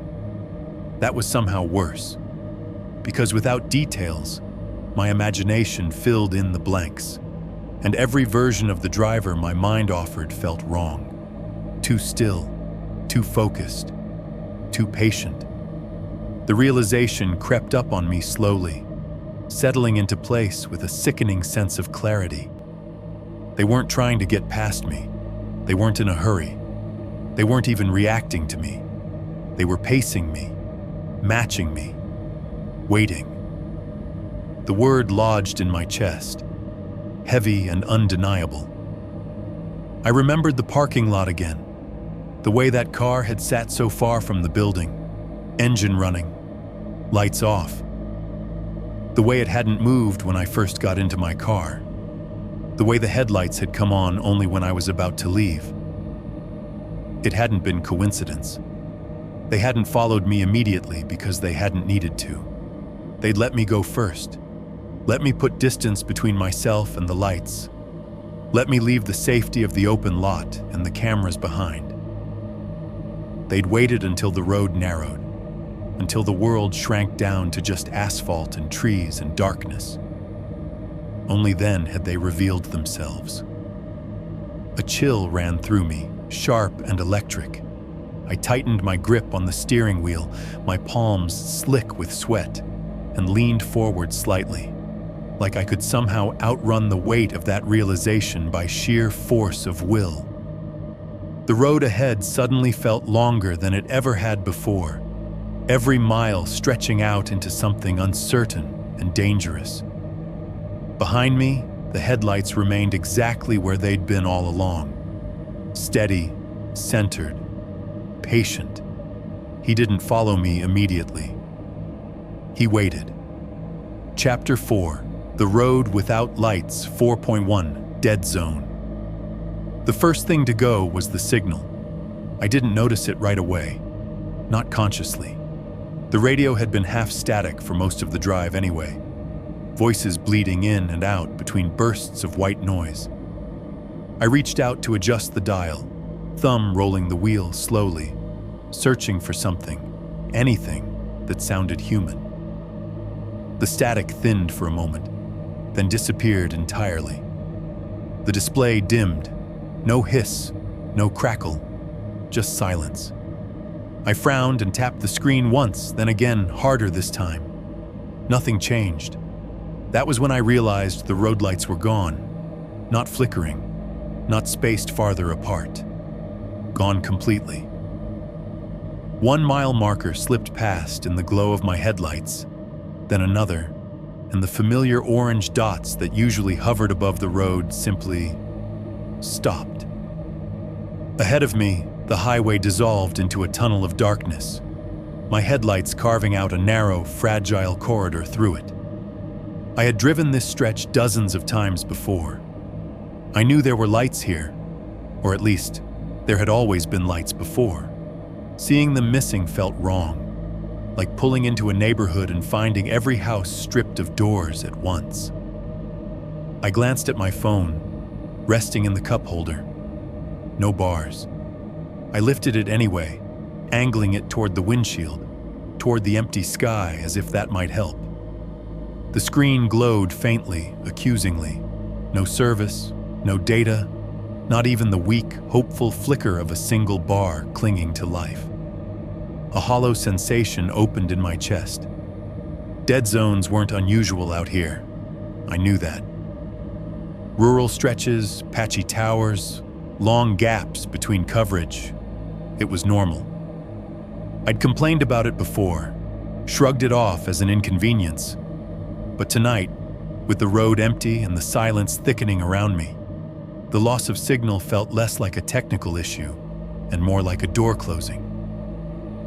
I set the phone back down and forced my attention forward. The headlights behind me were still there. They floated in the rearview mirror, steady and unbothered, their glow slicing through the darkness like it belonged there. I searched the mirror for any sign that they were struggling too, flickering, drifting, anything to suggest uncertainty. There was none. The radio remained dead, not even static now, just a void where sound had been. I turned the volume knob out of habit, watching the numbers climb uselessly as the cabin stayed quiet. The only noise left was the engine and the rush of air through the vents, louder now that there was nothing else to compete with them. The car felt smaller, enclosed. Every sound I made, my breathing, the creak of the seat as I shifted, the soft thud of my heartbeat in my ears, felt amplified, trapped inside the space with me. Outside the windows, darkness pressed in from every direction, thick and impenetrable beyond the reach of my lights. I checked the speedometer, then the fuel gauge, then the temperature. Everything was fine, normal. My car was doing exactly what it was supposed to do. The world around it wasn't. The road narrowed slightly, the shoulders pulling in until the trees seemed closer, their shapes looming just beyond the pavement. Without streetlights, they blended together into a solid wall of black, swallowing depth and distance. I couldn't tell how far they extended, couldn't tell where the forest ended and the sky began. It felt like driving through a place that wasn't meant to be seen. I told myself to stay calm. Panic wouldn't help. I was still moving, still in control. Dead zones end eventually. Lights come back. Signals return. This was temporary. I just had to get through it. The thought might have worked if I hadn't checked the mirror again. The headlights behind me looked brighter now, sharper against the darkness, as if the absence of other light sources had given them more weight. They illuminated the edges of the road behind me, revealing details I couldn't see ahead. Signposts, guardrails, the faint shimmer of reflective paint. It occurred to me then that whoever was behind me could see more of the road than I could. The idea lodged in my mind and refused to leave. I swallowed and leaned forward slightly, as if closing the distance between myself and the windshield would somehow give me more control. The road ahead remained empty, featureless, stretching out into darkness without landmarks or reference points. Without lights, without sound, time began to feel strange, elastic. I couldn't tell how far I'd driven or how long I'd been out there. Minutes felt longer. The silence pressed harder. I tried the radio one last time, cycling through presets with quick, frustrated jabs of my finger. Still nothing. Not even static. The screen flickered once, then went dark entirely, leaving only the glow of the dashboard to keep me company. That's when the awareness finally settled in. This wasn't just a quiet stretch of road. It was a pocket of isolation, complete and deliberate. No signal, no lights, no other cars. Nothing to anchor me to the rest of the world. It felt as though I'd crossed an invisible boundary without realizing it, slipping into a place where normal rules didn't quite apply. I wondered briefly if the car behind me had lost signal too. The question lingered, unanswered. The headlights didn't waver. They didn't dim. They didn't hesitate. They stayed exactly where they'd been, maintaining that same careful distance, as if the darkness meant nothing to them at all. A chill crept up my spine, slow and relentless, because the more I thought about it, the clearer it became. This dead zone wasn't random. It wasn't just an unfortunate coincidence of geography and infrastructure. It was the perfect place to disappear. No witnesses, no cameras, no easy way to call for help. Just a stretch of road swallowed by darkness, where sound died quickly and light struggled to exist. And as I drove deeper into it, with the radio dead and my phone useless, and the headlights behind me unwavering, a terrible realization began to form. Whoever was following me hadn't rushed. They hadn't panicked when I left the gas station. They'd let me come here, into the dark, into the silence, into a place where no one would hear anything at all. And for the first time since leaving the store, I stopped hoping this was a misunderstanding. This wasn't accidental. This was intentional. 4.2 testing turns. The idea didn't arrive all at once. It crept in quietly, the way panic often disguises itself as logic. If I kept driving straight, nothing would change. The road would stay dark. The headlights would stay behind me. The silence would keep pressing in until I either reached light again or something else happened first. I needed information, something concrete, a way to turn this from a feeling into a fact. So I decided to test it. The road ahead curved gently to the right, a familiar bend I'd driven through countless times. Beyond that curve, I knew there was a narrow side road, barely more than a paved line cutting into the trees. It wasn't an exit. It wasn't marked by lights. Just a small reflective sign half swallowed by brush, easy to miss if you weren't looking for it. I hadn't planned on taking it. I never did. I kept my speed steady as I approached, my hands tight on the wheel, my breathing shallow and controlled. The headlights behind me stayed where they were, floating in the mirror like they'd been painted there. I told myself not to rush, not to telegraph my intentions. If this was going to work, it had to look natural. At the last possible second, I flicked on my turn signal. The clicking sounded deafening in the quiet cabin, sharp, insistent. Tick, tick, tick. The orange arrow flashed on my dashboard, bathing my hands in a brief pulse of light. I slowed slightly, letting the car drift toward the edge of the lane. In the mirror, the headlights didn't move. For half a second, hope flared. Maybe they would keep going. Maybe this really was nothing. Just two cars sharing a stretch of road until their paths diverged. I felt my shoulders loosen just a fraction, the tension easing enough to make room for relief. I turned the wheel. My car slipped onto the side road, headlights sweeping across trees and undergrowth as the pavement narrowed. Gravel crunched softly beneath my tires near the shoulder, a sound so loud in the silence that it made me flinch. The road dipped slightly, curving out of sight almost immediately, the darkness ahead thicker than before. I checked the mirror. The headlights were gone. A breath I hadn't realized I'd been holding escaped my chest in a shaky rush. My heart hammered, but there was relief in it now, a wild, almost giddy sense of escape. I told myself I'd been wrong, that I'd scared myself for no reason, that this was proof, real, undeniable proof, that I wasn't being followed. Then, 2 seconds later, the headlights appeared. Not suddenly, not dramatically. They eased into the mirror as if they'd always been meant to be there, rounding the corner with a smoothness that made my stomach drop. The delay was subtle, just long enough to notice. just long enough to register as intentional. 2 seconds. That was all. My pulse spiked, sharp and immediate. The relief evaporated, replaced by something colder, heavier. I stared at the mirror, my vision tunneling as I watched the lights settle back into their familiar position behind me.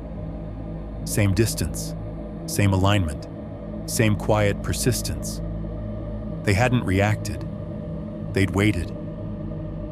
A chill ran through me, slow and electric. The timing was wrong for coincidence. Anyone distracted would have missed the turn entirely. Anyone unsure would have hesitated longer.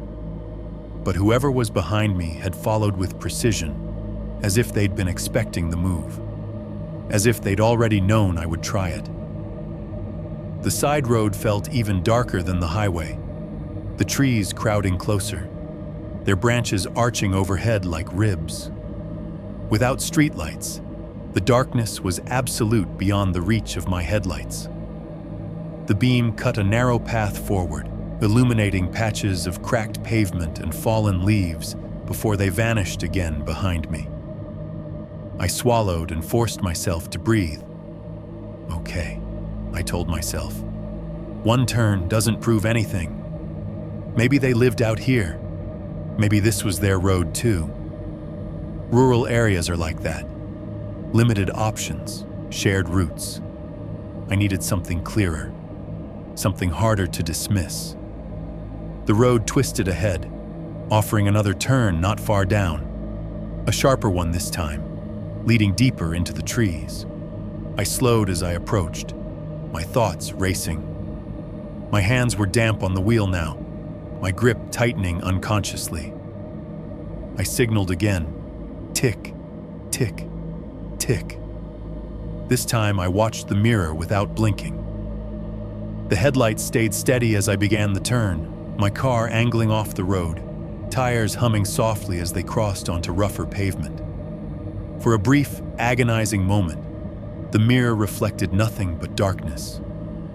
1 second, then 2. The headlights followed. The exact same delay. My stomach dropped as if I'd missed a step going downstairs. There was no denying it now. No room left for rational explanations or hopeful reinterpretations. This wasn't chance. This wasn't habit. This was response. I straightened the wheel and accelerated slightly, my heart pounding hard enough that I could feel it in my throat. The road narrowed even more here, branches brushing close to the edges of my headlights, the darkness pressing in from all sides. The isolation felt complete now, suffocating in its totality. I thought about stopping, about pulling over, forcing an interaction, dragging this out of the shadows and into the open. The idea barely lasted a second before my instincts crushed it. Stopping felt wrong, dangerous, like stepping off a ledge just to see how far the drop went. Instead, I tried one more test. I slowed down.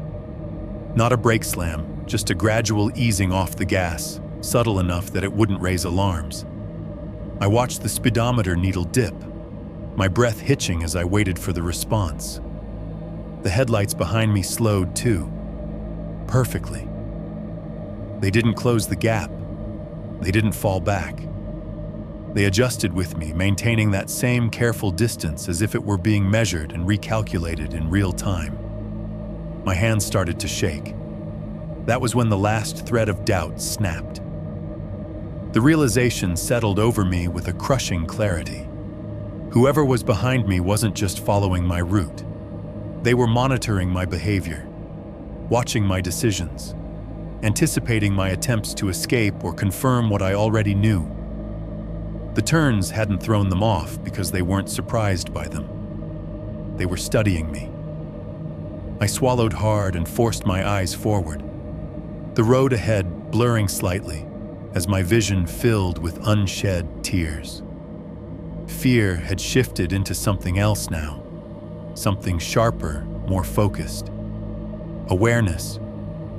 The understanding that I was no longer dealing with a vague threat or a creeping unease. but with intent. This wasn't a wrong place, wrong time situation. This was someone choosing to stay behind me, choosing to wait, choosing to follow 2 seconds after every decision I made, close enough to remind me they were there, far enough to let me know they were in control. And as the dark road stretched on, twisting deeper into the trees with no lights and no signal and no witnesses, I realized something that made my chest tighten with dread. I wasn't testing them anymore. They were testing me. 4.3 Recognition, 1,000 words. The headlights changed. It wasn't dramatic at first. There was no sudden flare, no aggressive blast of high beams meant to blind me or force a reaction. It was subtler than that, almost careful. The lights dimmed slightly, then brightened again, as if the driver behind me were adjusting something, testing, calibrating. I noticed because the rhythm was wrong. Headlights don't normally pulse. They stay steady, constant, predictable. This was different. A brief flicker, a pause, then another flicker, just bright enough to register in my peripheral vision. The timing wasn't regular enough to be accidental, but not chaotic enough to feel like a malfunction either. It felt intentional. My hands tightened on the steering wheel. The leather creaked softly under my grip, a small, helpless sound. I leaned forward without realizing it, my eyes flicking between the road ahead and the mirror, trying to make sense of what I was seeing. The flicker happened again. This time, it lasted longer. For a moment, the glare shifted just enough for me to see past it. Not clearly, not fully, but enough. The outline of the car behind me sharpened, its shape briefly separating itself from the darkness. And in that fleeting clarity, I saw the driver. Or rather, I saw how he sat. He was upright, rigid in the seat, both hands on the wheel. Not relaxed, not slouched. His shoulders were squared, his posture controlled, like someone who'd settled into a position and had no intention of moving from it. His head was angled slightly downward, chin tipped just enough that his eyes would be level with the road ahead. With me. The sight sent a jolt through my chest, sharp and electric. I'd been picturing a dozen different versions of him in my mind without realizing it. Someone distracted, someone careless, someone driven by impulse or anger. This wasn't that. There was nothing sloppy about the way he held himself, nothing reactive. He looked focused, composed, prepared. The headlights flickered again, brighter this time, and my breath caught. I recognized that posture. The realization didn't come with a rush of memory or a clear mental image of his face. It came as a feeling first, a cold certainty that settled into my gut before my mind could catch up. I'd seen that stance before. Not here, not on this road, but under different light. Fluorescent light. The hum of refrigerators echoed faintly in my head, unbidden. The sterile brightness of the gas station. The way the man had stood with his back to me, shoulders squared, hands hanging loose at his sides, unmoving for far too long. The way his head had turned, not gradually, but all at once. When our eyes met, the headlights pulsed again. This time, there was no mistaking it. The driver's head was tilted at the same angle. The same slight forward lean, the same unnatural stillness, as if motion was something he rationed carefully. Even through glare and shadow, even at this distance, the recognition locked into place with terrifying clarity. It was him, the man from the convenience store. My stomach dropped so hard it felt like the road beneath me had given way. A wave of nausea rolled through me, hot and sudden. I swallowed hard, my throat tight. my heart slamming against my ribs like it was trying to escape. No. I shook my head slightly, as if that might dislodge the thought. The darkness was playing tricks on me. My fear was filling in gaps. I couldn't possibly know that. I hadn't even seen his face clearly back there. This was coincidence layered on paranoia, but the denial rang hollow the moment it formed. Because it wasn't just the posture. It was the way he held the wheel, high and firm, elbows angled just so, like someone who'd been trained to drive long stretches without shifting. It was the stillness in his upper body, the lack of unnecessary movement. It was the sense of attention radiating forward from him, a focused intent that felt disturbingly familiar. I'd felt it in the store. I'd felt it when his eyes tracked over my face, not with curiosity or hostility, but with quiet confirmation, like he'd been checking off details, making sure. The headlights flickered once more, slower this time, almost deliberate. A signal. Not a message meant for anyone else, just for me. A surge of adrenaline flooded my system, my limbs buzzing, my thoughts scrambling for somewhere to go. I wanted to speed up, to slow down, to swerve, to do something, anything, that would break the invisible line connecting us. Instead, I froze. My foot stayed steady on the gas. My hands stayed locked on the wheel. The car continued forward at the same pace, carving its narrow path through the darkness.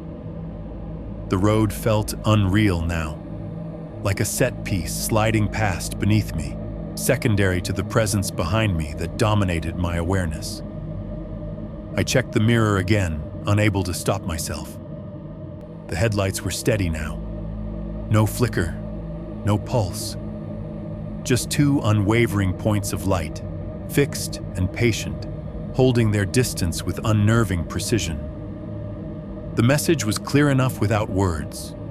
He knew I knew. The thought sent a fresh chill through me, colder than anything I'd felt so far. My skin prickled, every nerve ending suddenly alive. I became acutely aware of how alone I was out here. No signal, no lights, no other cars, nothing but trees and darkness and the man who had decided not to let me go.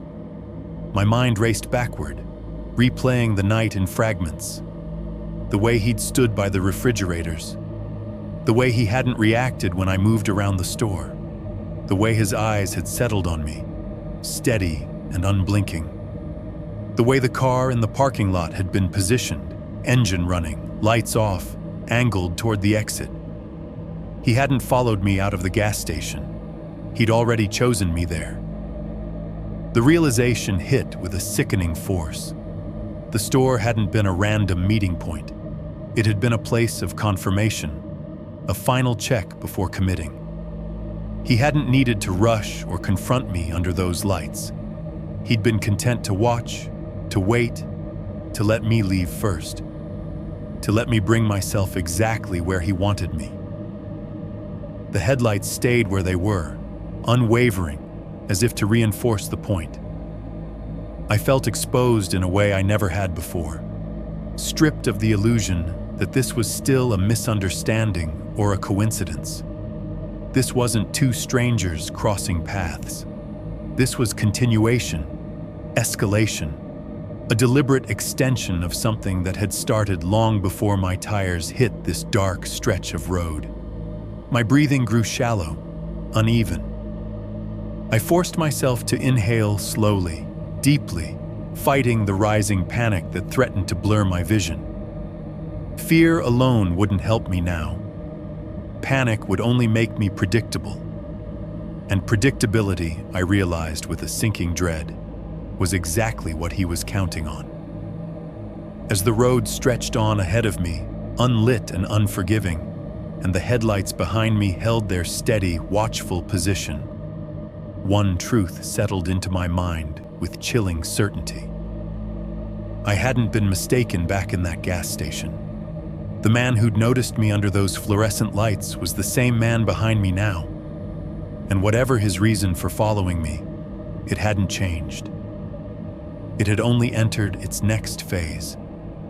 Chapter 5. The Game 5.1. Speed. The moment I accepted it was him. My body reacted before my mind finished the thought. A surge of adrenaline hit so hard it felt like I'd been shoved forward in my seat. My hands tightened on the wheel until my knuckles ached. The skin on my arms prickled, every hair standing up as if my body were trying to make itself larger, sharper, harder to grab. My breathing turned shallow and fast, and for a second I tasted metal in the back of my throat, the bitter edge of panic. My first instinct was simple. Go. I pressed the accelerator. The engine responded with a deeper, more urgent growl. The speedometer needle climbed steadily, the numbers sliding upward in a way that would have felt satisfying on any other night. The road blurred slightly at the edges, the reflective lines on the asphalt flashing past with a quicker rhythm. Wind noise increased around the windows, and the car vibrated more intensely beneath me, as if it were protesting the sudden demand. I didn't care. I wanted distance. I wanted separation. I wanted that pair of headlights to shrink in my mirror until it looked like nothing more than a distant speck, easy to dismiss. I glanced up. They were still there. Not closer, not farther. Still centered, still steady, still holding that same careful, measured gap, as if the distance between us wasn't defined by speed, but by choice. A cold wave slid through my stomach. I pressed harder. The needle climbed again. The car's interior seemed to tighten around me, every sound sharpening, engine pitch rising, tires humming louder, the rush of air through the vents turning into a constant roar. My shoulders tensed with the effort of staying steady as the road rushed toward me, each bend and dip suddenly more dangerous without streetlights to soften the edges. I checked the mirror again. The headlights remained exactly where they'd been. It was wrong. If someone was following you, they either tailgate or they pass. They close the gap in a way that feels aggressive, obvious. They threaten you with proximity. But this wasn't that. This driver wasn't trying to intimidate me by riding my bumper. He was letting me run, and he was staying just close enough to remind me that running didn't matter. My breath hitched. I forced myself to keep my eyes on the road, but my mind kept circling the mirror, kept measuring the gap, kept searching for any sign of strain or urgency behind me. There was none. No frantic corrections. No bobbing headlights as if the driver were pushing too hard. No erratic movements within the lane. Just a smooth, unwavering presence, like a metronome ticking behind me in the dark. It made my skin crawl. I eased the wheel slightly left, then right. Small adjustments. Nothing dramatic. Just enough to see if he'd mimic it. The headlights tracked smoothly, matching my line, staying centered, as if he were connected to my car by an invisible tether. A thought surfaced, sharp and unwelcome. He's not chasing you. Chasing is desperate. Chasing is reactive. Chasing is what you do when you're afraid you'll lose something. This wasn't desperation. This was control. I swallowed hard and pressed the accelerator again, pushing the speed high enough that my rational mind began to protest. The road ahead was a narrow cone of visibility, my headlights illuminating only a short stretch of pavement before everything vanished into black. At this speed, it would take one deer, one fallen branch, one unexpected curve to turn my car into scrap. The knowledge sat in the back of my mind like a warning light, but fear overrode it. Anything was better than letting him close. yet he didn't. That was the worst part. No matter how fast I went, he didn't surge forward. He didn't fall back. He just stayed. The distance remained consistent in a way that felt mathematically impossible unless he was doing it on purpose, unless he was actively controlling the gap, keeping it stable like someone holding a leash. I felt my jaw tighten until my teeth ached. My eyes flicked to the phone in the cup holder again, useless and dark, still showing no service. For a fleeting second, I considered dialing anyway, just to feel like I was doing something. Then I remembered. No bars, no connection, no help. The thought only deepened the sense of isolation pressing in around me.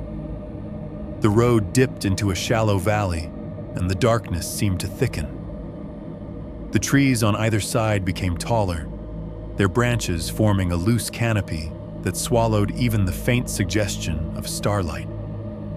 My headlights skimmed over the pavement, catching cracks and patches of gravel, the pale lines splitting and merging as the road curved. The faster I went, the more the world became a tunnel, everything outside my immediate path irrelevant. I checked the mirror again. The headlights were still there, perfectly framed, perfectly calm. It struck me then how strange that calm was. If he intended to hurt me, why not close in? Why not push me off the road? Why not force an accident? We were in a dead zone with no signal and no lights. He could do almost anything out here, and no one would know until morning. But he wasn't doing anything. Not yet. He was letting me exhaust myself, letting me burn fuel, letting me scare myself into making mistakes. And as that realization took shape, I felt something shift in me, fear giving way to a sharper, more focused awareness. This wasn't a chase. This was a game, and he was playing it with patience I couldn't compete with. I eased off the accelerator slightly, testing the idea, watching for the response. My speed dropped by a few miles per hour. The engine's pitch lowered, the vibration in the steering wheel softening just a fraction. In the mirror, the headlights adjusted immediately. Not closer, not farther. Same distance, same calm. It was like he was telling me without words, "You can go as fast as you want. I'll still be right here." A tremor ran through my hands. My breath came out in a shaky exhale. For the first time, the fear in my chest began to crystallize into something else, something colder than panic. Because panic assumes you still have choices. Panic assumes you can outrun the problem if you just try hard enough. What I was feeling now was the slow realization that speed wasn't a solution at all. It was part of the design, part of how he kept me engaged, kept me moving, kept me from stopping long enough to think. He wasn't chasing me because he didn't need to.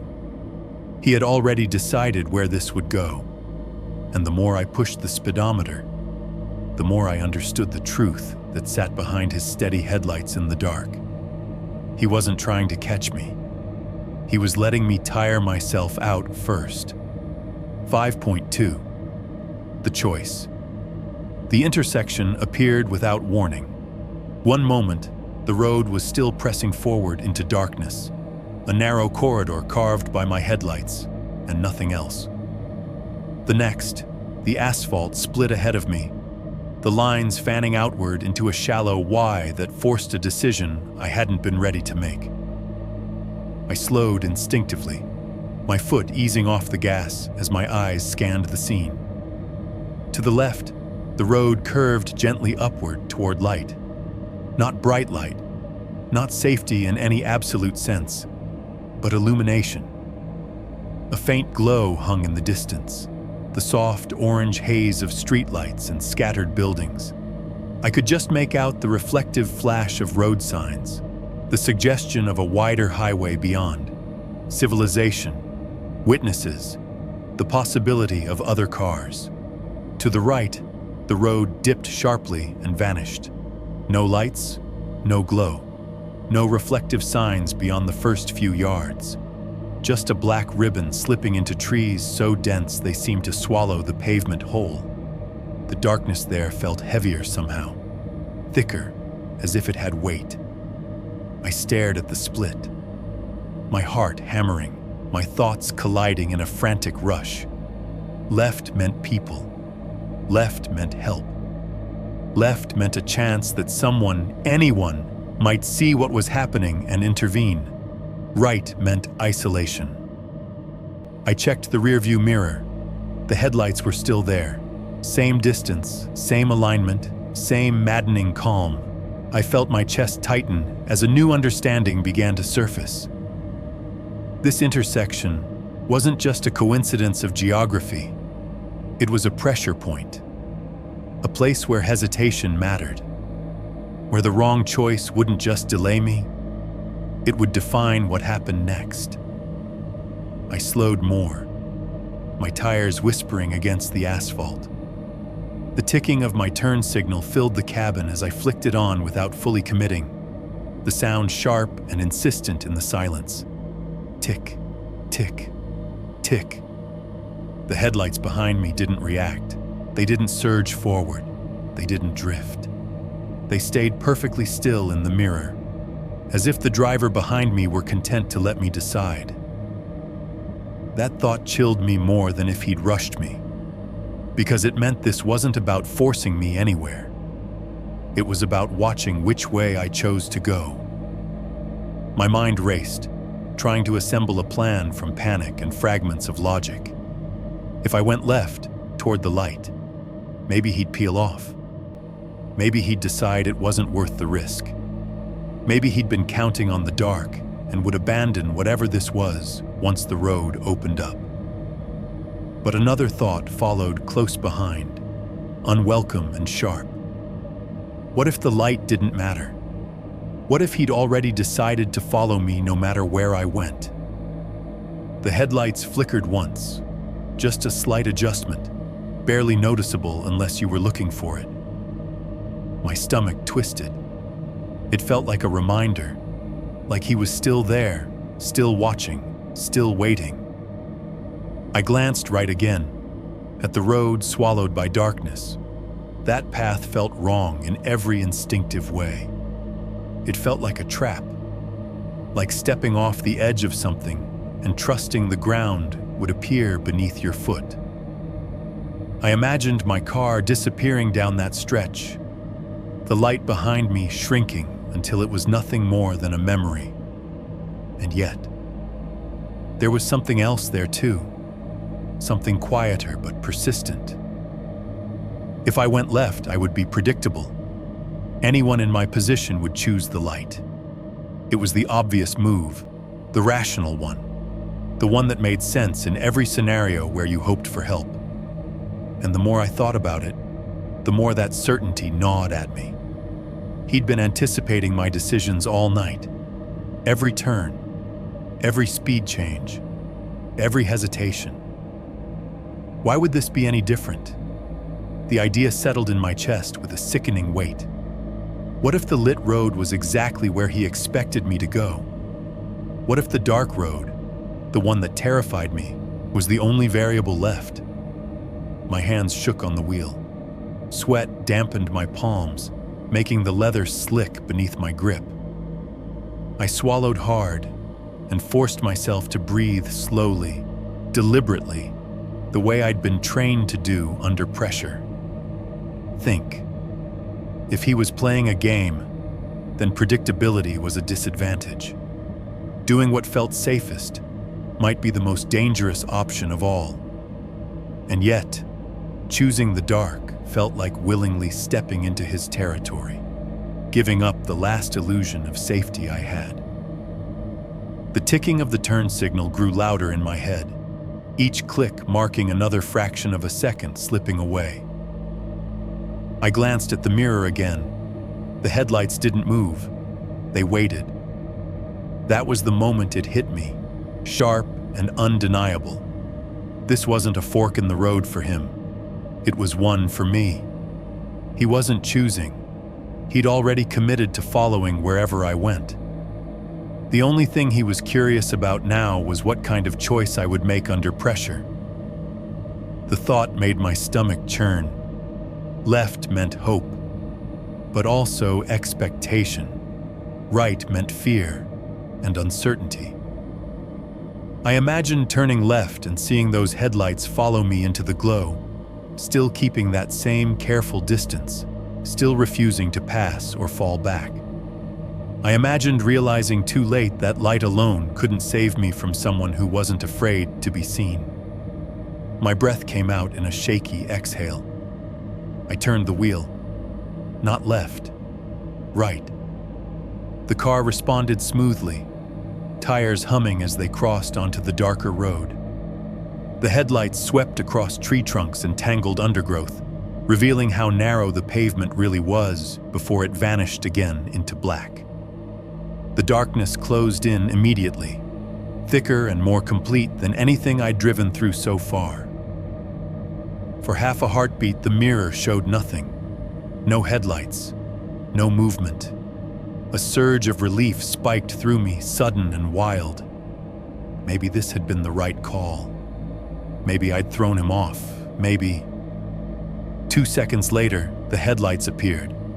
They eased into view with the same measured calm as before, rounding the turn behind me and settling back into place as if the detour had never happened.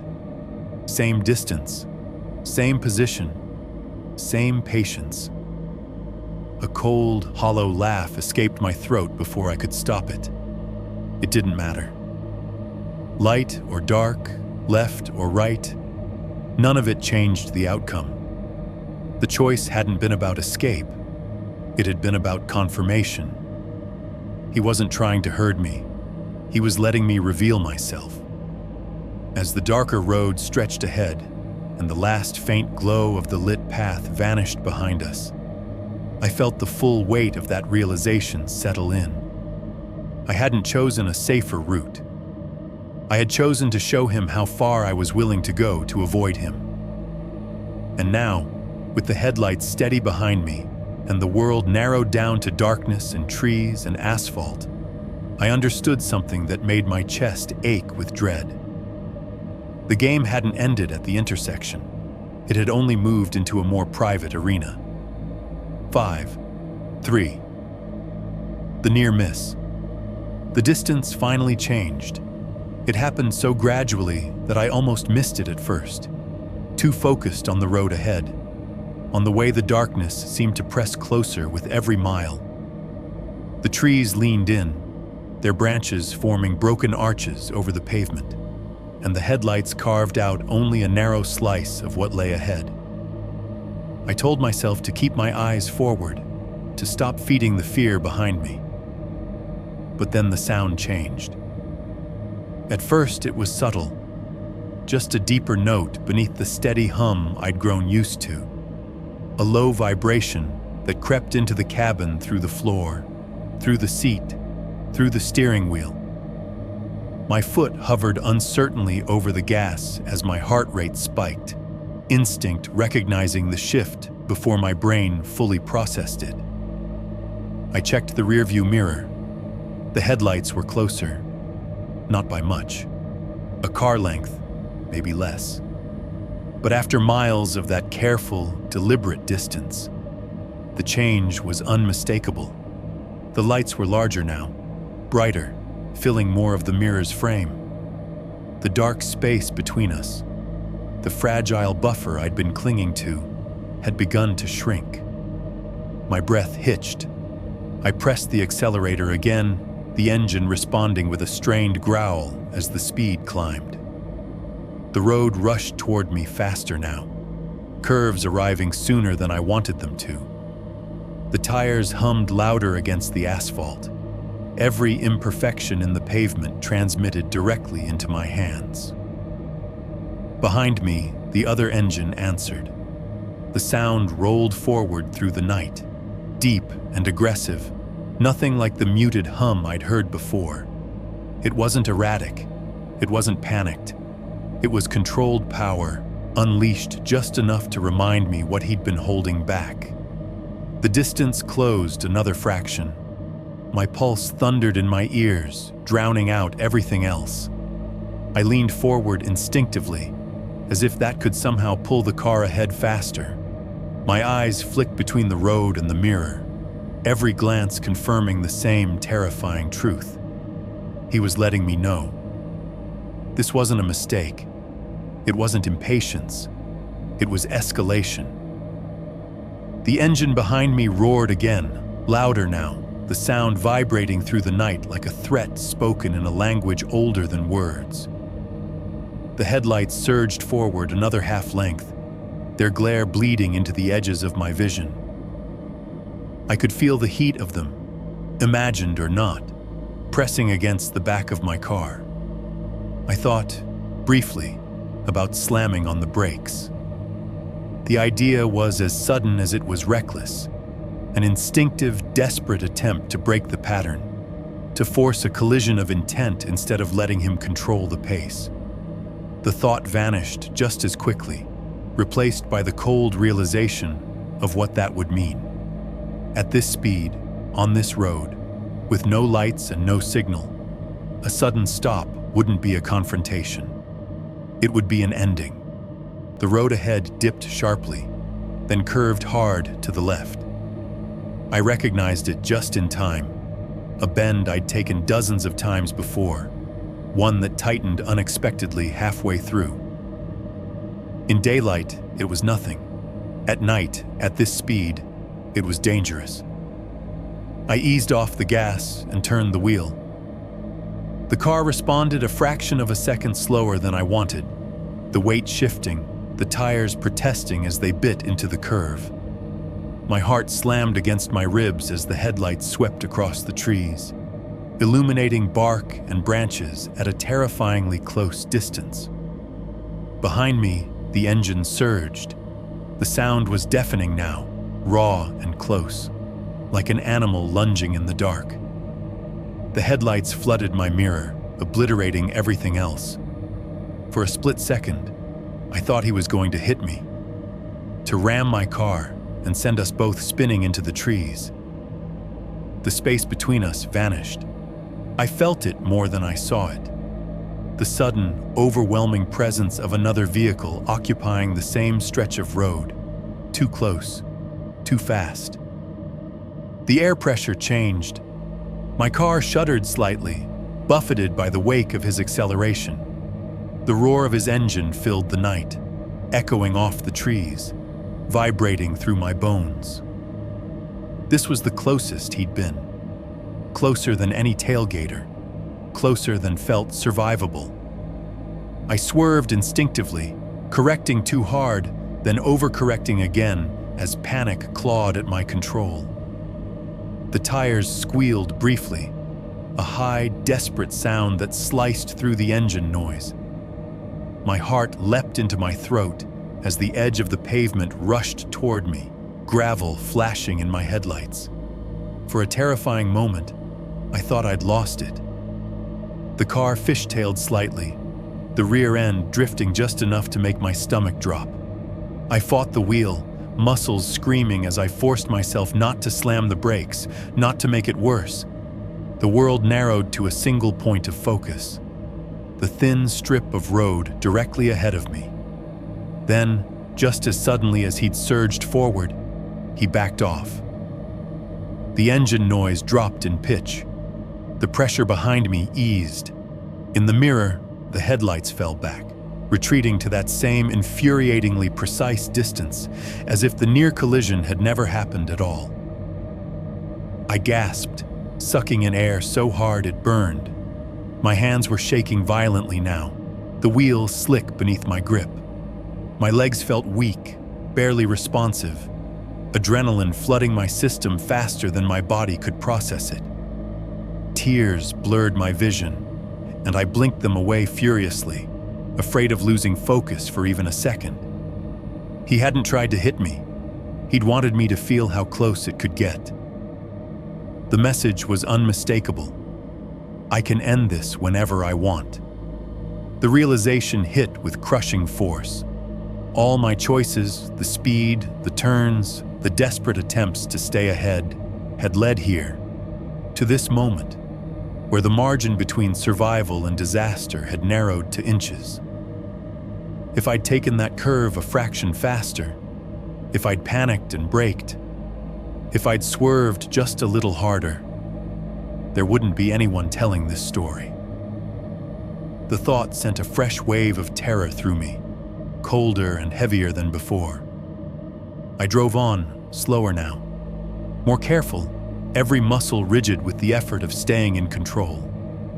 The headlights behind me remained steady, patient once more, as if satisfied. As the road straightened out again and the darkness closed back in around us, I understood something with brutal clarity. That near miss hadn't been a mistake. It had been a demonstration. And if I made the wrong choice again, if I misjudged one more turn, one more curve, there wouldn't be a second chance to correct it. There wouldn't be a narrator. There would just be another dark stretch of road and a story that ended without ever being told. Chapter 6, Where It Stops 6. 1. Light and People, 1,000 words. I didn't get brave. I didn't get clever. I didn't suddenly discover some hidden reserve of courage that made me outsmart him. I got lucky, if you can call it that. The road stayed dark for what felt like forever, my headlights painting the same narrow tunnel through trees and black pavement. My hands locked to the wheel so tightly, my wrists ached. I kept expecting another surge, another near miss, another roar of that engine behind me. But the headlights held their distance again, steady and controlled, like a predator that had already proven it could catch you and no longer needed to sprint. My body was running on raw adrenaline and something colder underneath it. Awareness. The kind that strips your mind down to a list of immediate priorities. Stay on the road. Stay conscious. Keep moving. Don't make sudden decisions. Don't give him a reason or an opening. The air inside the car felt thick, warmed by the heater and my own breath. The vents blew steadily, a dry rush that made my eyes sting. I could taste coffee on my tongue, bitter and stale now, like I'd been chewing on dread for miles.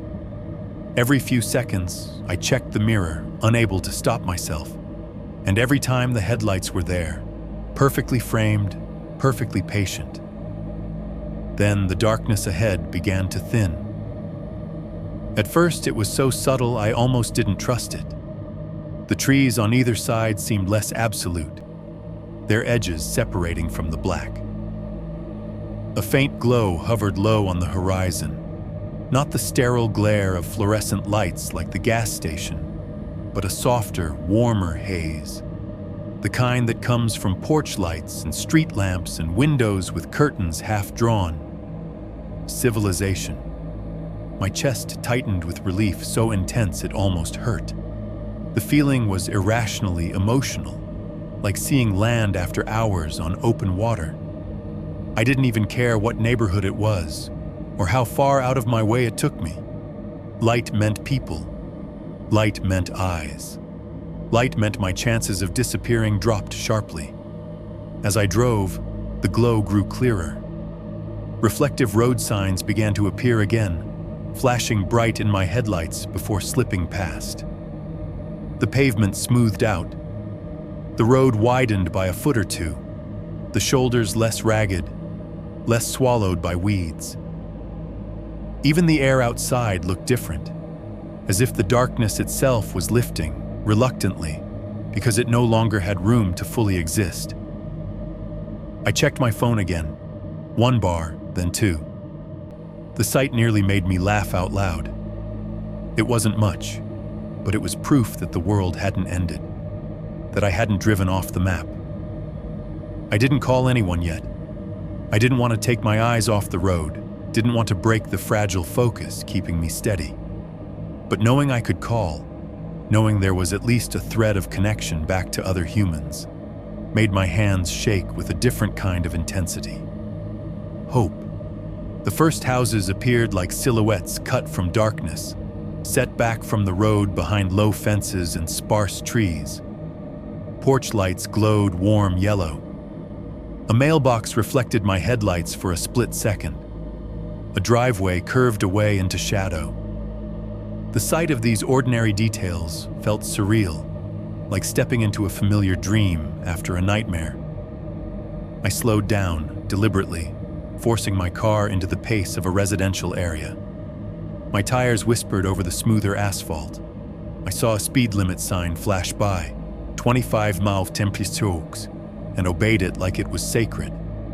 My body wanted to keep running, to maintain the speed that had kept me alive, but I knew speeding through a neighborhood would draw attention of the wrong kind. Sirens, tickets, a new problem I couldn't afford. Behind me, the headlights adjusted instantly. But for the first time all night, the adjustment felt different. Not because the driver had changed his behavior, he hadn't. The lights were still there, still centered, still measured. What changed was the context. The lights now existed among other lights. Street lamps, porch lights, the occasional window glowing in the dark. His presence was no longer the only illumination in my world, and that diluted its power. I approached an intersection where the road met a wider street, one lined with parked cars and trimmed lawns. A stop sign waited at the corner, reflective and bright, impossible to ignore. I came to a full stop, hands trembling on the wheel, and looked both ways. A car passed in the distance, headlights sweeping across the street like a brief blessing.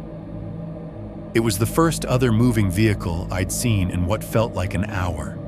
The sight made my throat tighten. I wanted to roll down the window and shout, to flag someone down, to make this real to someone else before it slipped away. I didn't.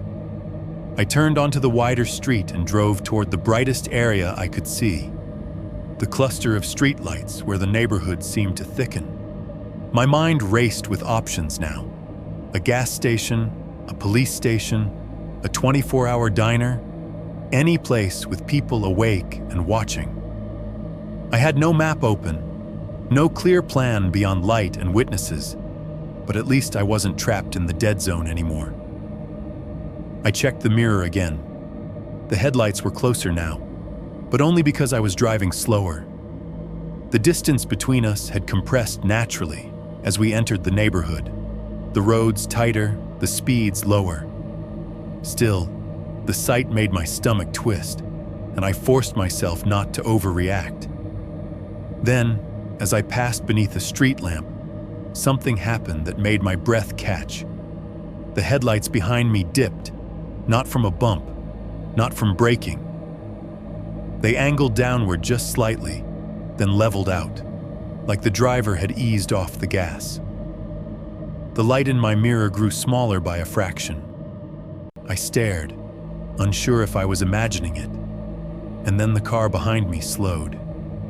It didn't stop abruptly. There was no dramatic turnoff, no sudden disappearance. It simply drifted back, letting a small gap widen between us. I watched the mirror with a kind of desperate disbelief as the headlights became less dominant, less immediate. At the next intersection, I turned right. The headlights behind me continued straight. For half a second, my mind refused to accept what my eyes were seeing. I expected them to turn too, to appear in the mirror 2 seconds later like always. But they didn't. The car behind me rolled forward, steady and calm, and then it was gone, swallowed by the brighter street and the curve of the road. I drove another block before I realized I was holding my breath. When I finally exhaled, it came out shaky and thin. My hands were still trembling, my heart still pounding, but the pressure behind my eyes eased slightly. He had stopped. Just like that. No confrontation, no explanation, no final act of aggression. He had followed me through darkness and silence and fear, had closed in close enough to nearly end it, had held me in that steady, suffocating grip for miles. And then, the moment there were people and light and the possibility of witnesses, he simply let go.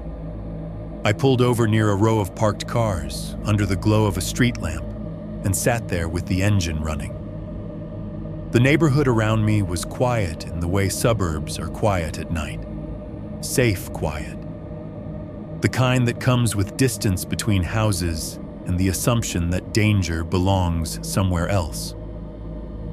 But my body didn't believe it yet. I kept staring at the rearview mirror, expecting those headlights to reappear, expecting the game to resume, expecting him to correct course and find me again. They didn't. All I saw now were empty streets, warm lights, and my own reflection faintly superimposed in the glass.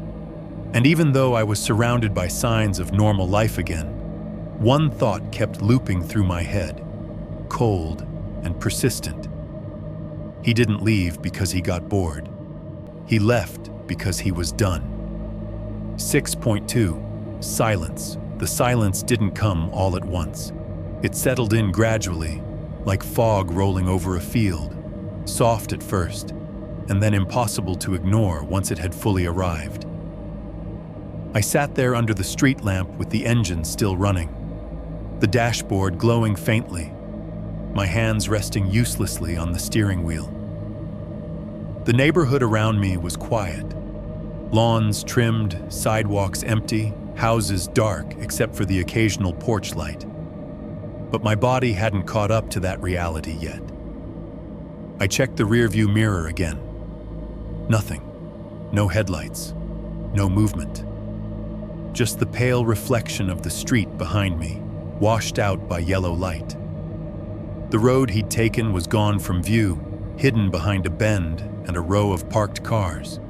For a moment, I wondered if he'd pull back into sight, if the lights would flare on again, correcting some imaginary mistake. They didn't. I turned my head slightly, looking through the rear window this time, forcing myself to scan the street behind me directly instead of relying on the mirror.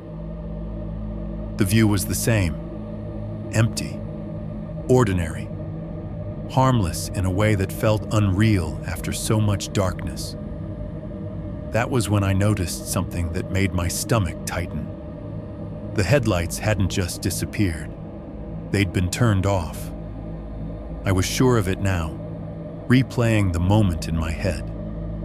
The way the light behind me had dipped and softened before vanishing entirely. Not the abrupt cutoff of someone turning down a side street. Not the gradual loss you get when a car crests a hill. This had been deliberate, controlled. He'd killed the lights. The thought sent a chill through me, sharper than any fear I'd felt during the chase. Turning off the headlights wasn't necessary if he was leaving. It wasn't safer. It wasn't practical. It was a choice. And choices, I'd learned that night, mattered. I leaned back in my seat, the leather creaking softly, and tried to slow my breathing. In through the nose, out through the mouth.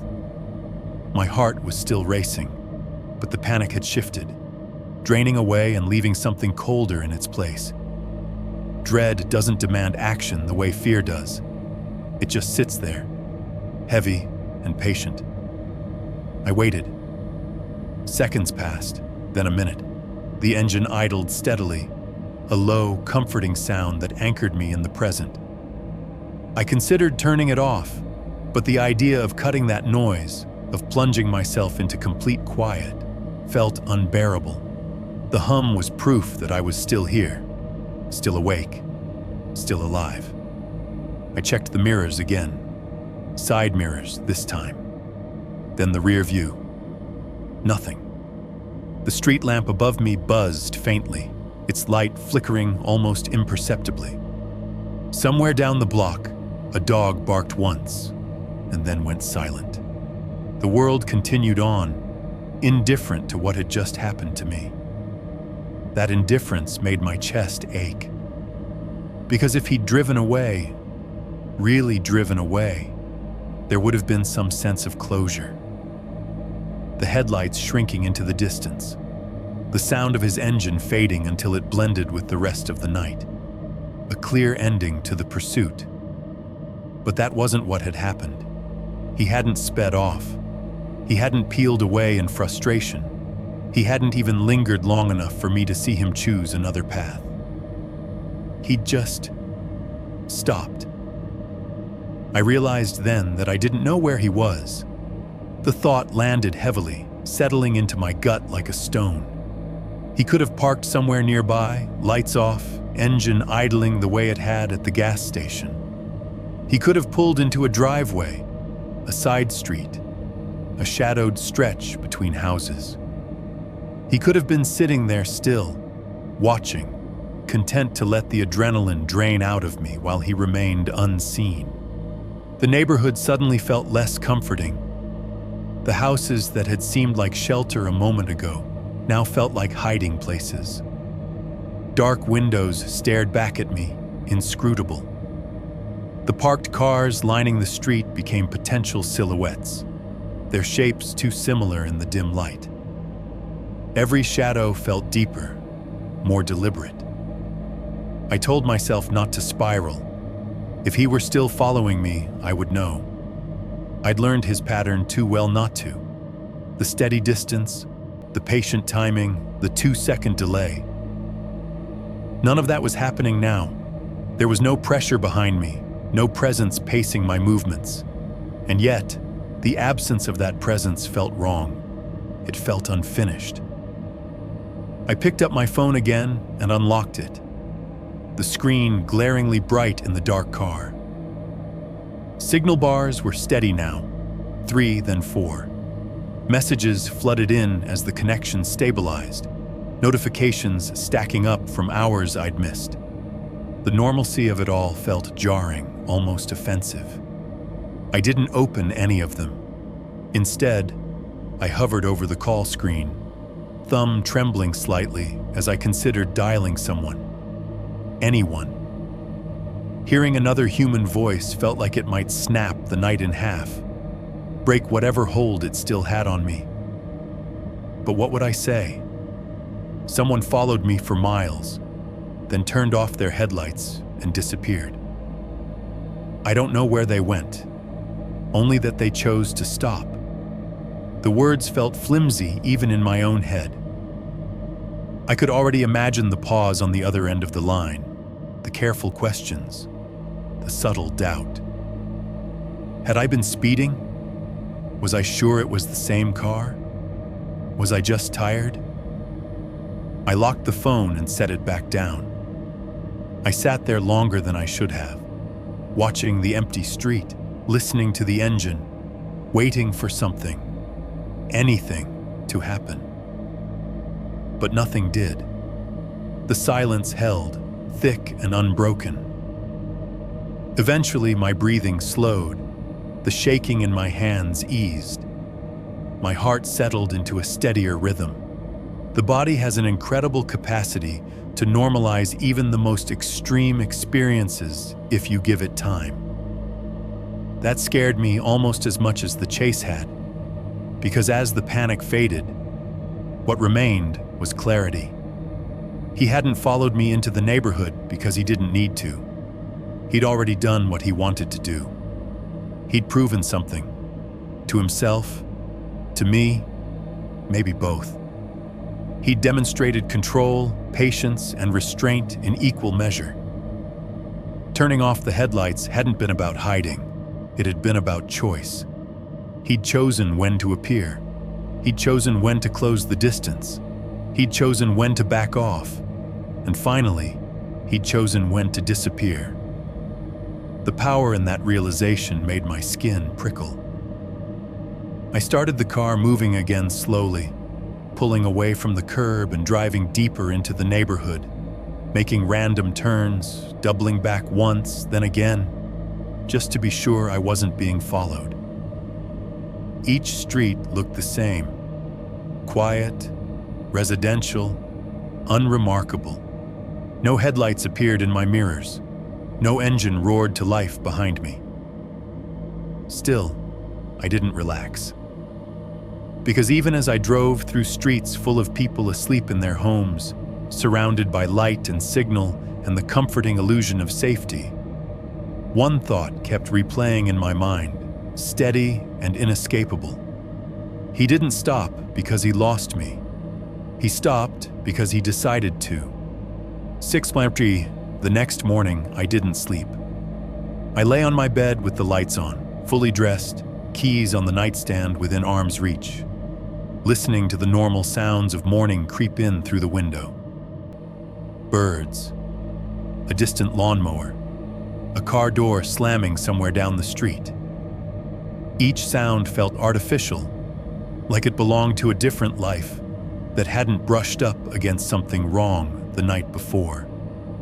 By the time the sun came up, the fear had changed shape. It wasn't sharp anymore. It wasn't loud. It was heavy and methodical, pressing questions into my head one by one, demanding answers I didn't have. And the longer I lay there, the more one thought refused to let go. I needed to go back. Not because I wanted to. Not because I thought it would make me feel better.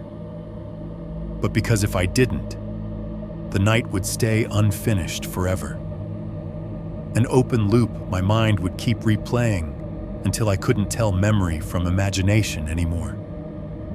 So just after 8 in the morning, I got back in my car. The drive felt unreal in daylight. The same roads that had felt narrow and predatory hours earlier now looked ordinary, almost boring. Trees stood still and harmless. Road signs were clear and legible. I passed other cars, commuters heading to work, people sipping coffee and checking their phones at stoplights. No one looked like they were hiding anything. When I pulled into the gas station, my stomach tightened. In the daylight, it looked smaller, less threatening. The fluorescent lights were off now, replaced by broad panes of sunlight streaming through the windows. The parking lot was half full. Pickup trucks, sedans, a delivery van idling near the side. Everything about it screamed normal. That somehow made it worse. I parked roughly where I had the night before, under the same security camera mounted on the corner of the building. I looked up at it before I even got out of the car, its dark dome reflecting the sky like an unblinking eye. Inside, the store smelled different in the morning. Cleaner. Coffee and disinfectant instead of stale air and refrigeration. A radio played softly behind the counter. Actual music this time, not static. A woman stood at the register, younger than the night clerk, tapping at her phone between customers. I waited until there was no one else in line. "Hey," I said, trying to keep my voice steady. "I was here late last night, around 2, maybe 2:30. She nodded politely. "Okay." "There was a guy in here," I continued.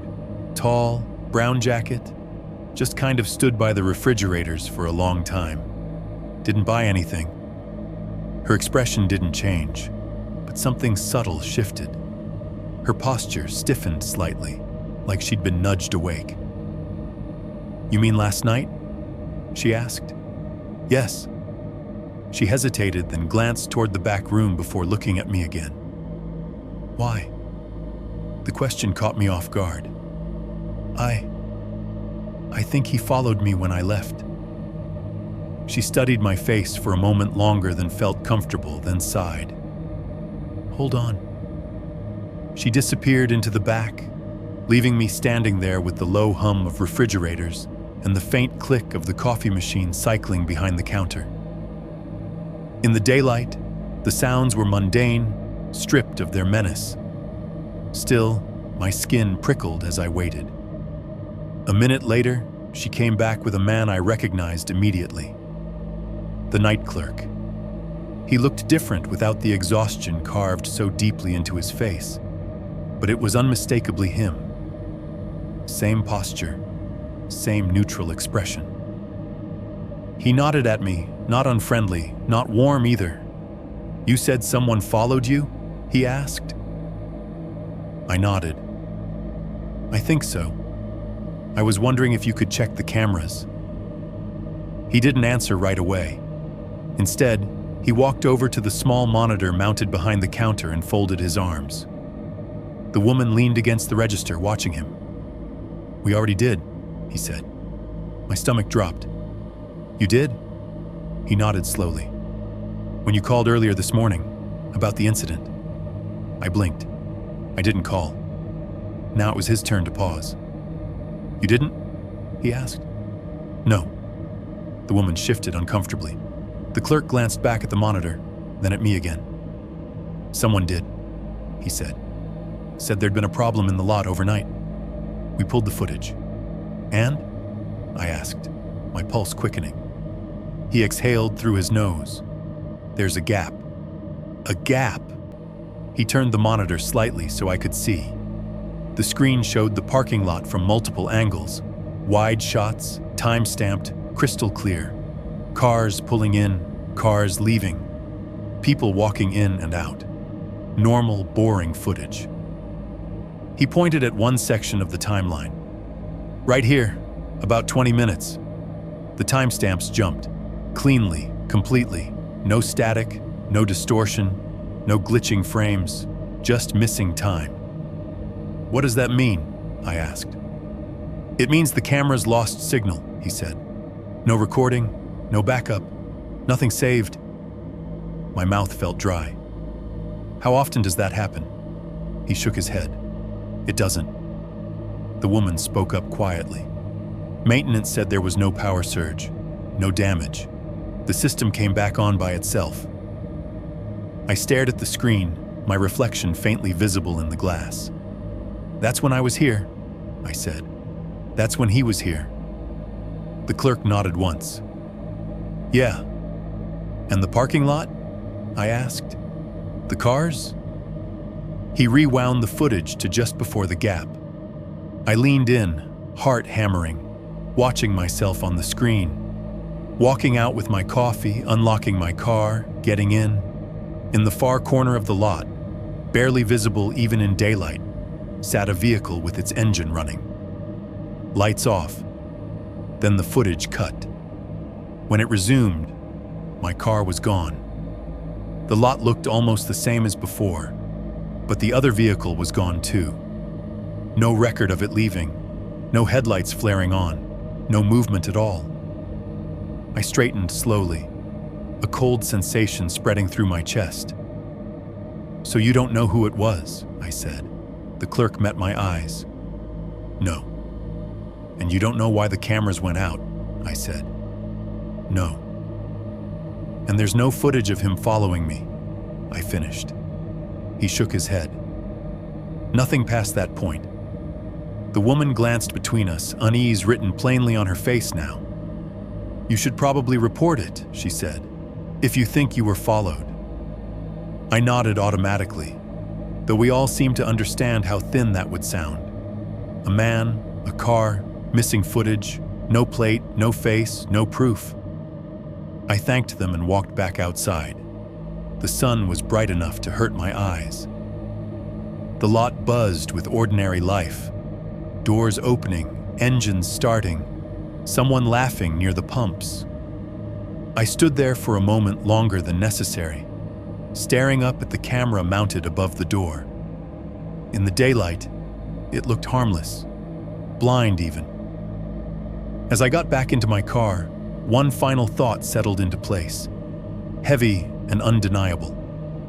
The cameras hadn't failed randomly. They hadn't malfunctioned. They had gone dark at exactly the right moment. And whatever, or whoever, had followed me out of that parking lot had done so knowing there would be no record of it at all. The night hadn't ended when the headlights disappeared. It had just learned how to hide better. Chapter 7. Cold Aftermath 7. One, avoidance.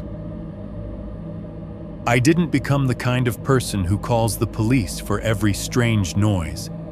I didn't start carrying weapons or installing floodlights or turning my house into a fortress.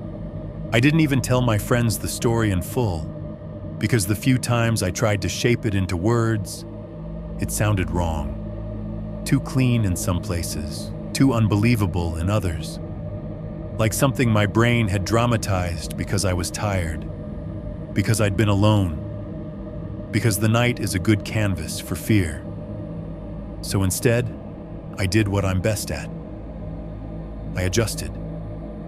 At first, I told myself it was temporary, just until the memory dulled, just until my body stopped reacting every time I saw headlights at the exact same distance in my mirror, just until I felt normal again. But temporary has a way of becoming permanent when you stop questioning it. The next night, I worked the late shift. I left at 1:40 a.m., like always, walked to my car with the same badge clipped to my belt, and stood there in the garage staring at the ramp that led to the highway. My hands wouldn't move. It wasn't panic, exactly. More like a quiet refusal. My body remembered the dead zone, the silence, the way the road lights vanished, the way the radio died, and the world shrank to headlights and trees. My mind tried to reason with it. It's daytime in 8 hours, people are awake somewhere, you're being irrational. But my body didn't care about logic, it cared about patterns. And that stretch of road had become a pattern it wanted to avoid at all costs. So I took the long way home. It added 15 minutes at first, then 20 once I started layering in just-in-case turns, extra detours through streets I didn't like but trusted more than that highway. I drove through neighborhoods with porch lights and parked cars and the faint comfort of other humans existing nearby, even if I couldn't see them. I drove past a 24-hour pharmacy I didn't need, past a diner with neon signs, past a strip mall with security lights so bright they made my eyes water. Light became my new routine, and I didn't tell anyone why. When coworkers asked why I looked tired, I blamed insomnia. When friends invited me out and I declined because it meant driving late, I said I had work early. When my sister texted me asking if I wanted to visit, I told her I was too busy. I let small excuses stack up into a life that looked normal from the outside and felt carefully controlled from the inside. The strange part is how quickly people accept your new version. No one questions a person who says they don't like driving at night. No one asks for details when you say, "It's just not my thing." They nod and move on. It's a harmless preference, like not liking horror movies or avoiding roller coasters. It doesn't invite follow-up, so I made it harmless, even to myself. But my habits didn't stop at the roads. They seeped into everything else in quiet ways I didn't notice until later. I started leaving work 5 minutes later than usual, letting someone else walk out ahead of me, just to see if anyone lingered in the garage. I parked under brighter lights. I stopped going to that gas station, even in daylight. If my tank ran low, I'd choose a crowded place on a main road, somewhere with multiple cameras and multiple exits, somewhere I could blend into a flow of people. I became careful in the way you don't realize is paranoia until you try to stop being careful, and you can't. I also stopped using my rearview mirror the same way. That sounds impossible, I know. You have to check it. It's basic driving. But I stopped letting it become a place where my mind lived. I'd glance just long enough to confirm what needed confirming, then look away. I refused to stare. I refused to let headlights behind me become a story again. Still, my body reacted before my thoughts could. If I saw a car behind me holding the same steady distance for too long, my stomach tightened. If someone matched my lane changes twice in a row, a cold ripple moved through my chest. If headlights flickered, even for a second, my hands would sweat on the wheel. and I hated myself for it. Because nothing else happened. Days passed, weeks, then months. No more strange men in convenience stores. No more cars idling too far away. No more silent pacing on empty roads. If I'd told the story to anyone, they would have said, "See? It was nothing. A weird night, a random freak." But that wasn't the point. The point was that I couldn't prove it was nothing, and the not knowing settled into my life like dust. It collected in corners I didn't think to check. It made everything slightly dimmer, slightly sharper. It turned certain sounds into warnings. The click of a turn signal at night. The faint buzz of fluorescent lights. The soft crackle of a speaker cutting in and out. Sometimes, when I'd be driving home on my new route, I'd catch myself scanning every parking lot I passed. Every shoulder, every pull-off. I'd look for a car sitting too far away, engine running, lights off. I'd search the darkness for that shape, that possibility, and I never found it. That should have comforted me. Instead, it fed the dread, because it meant one of two things.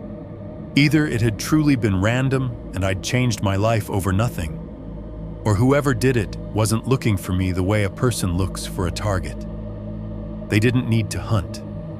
They only needed to wait for the right routine to return. That's the part I couldn't explain to anyone without sounding crazy. The reason I stopped telling myself it was over. The reason I never went back to that highway. Because the night didn't feel like a failed attempt. It felt like an assessment. Like I'd been studied, tested, measured. Like someone had wanted to see what I would do under pressure. How I would react when isolation closed in. Whether I would choose the light or the dark. Whether I would break. And once you realize someone has learned something about you, something you didn't consent to teach, you don't get to pretend it didn't happen. You don't get to go back to being a person who believes in normal nights. So I avoid that road. I don't tell anyone why. I let them think it's just a preference. And most days, I can almost believe it too. Almost. 7.2. The thought that won't leave. There's a particular kind of thought that doesn't arrive loudly. It doesn't crash into your mind or announce itself as fear. It slips in quietly, during moments when you're not guarding the door, when you're brushing your teeth, when you're waiting at a red light, when you're lying in bed staring at the ceiling long after midnight. It doesn't demand attention. It waits. And once it settles in, it never really leaves. For me, it always starts the same way. What if I'd turned the other way? Not in a dramatic sense. Not in some movie version fork in the road where one choice is clearly wrong and the other clearly right. I mean the small, forgettable moments. The kind of decisions you make without thinking. The ones you don't even remember making until something goes wrong.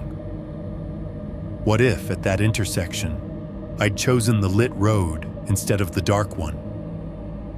Sometimes I imagine it playing out differently. I picture the headlights following me into the glow, blending in with other cars, becoming just another presence in traffic. I imagine myself relaxing too soon, letting my guard down because there were streetlights and signs and the illusion of safety. I imagine pulling into a busier area, thinking I'd won. And then I imagine realizing, too late, that light doesn't mean witnesses if no one's looking in the right direction. Other nights, the thought twists slightly. What if I'd turned earlier? What if I'd missed the side road completely? What if I'd hesitated just a second longer before signaling? Each version branches into another, a quiet mental maze with no exit. In some of them, nothing happens.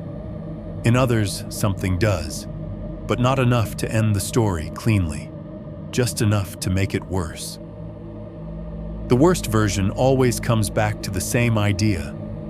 What if my car had died? It's such a mundane thing. Engines fail, batteries drain, sensors glitch, People pull over on highways every day and walk away annoyed but unharmed. I'd done it before. Everyone has.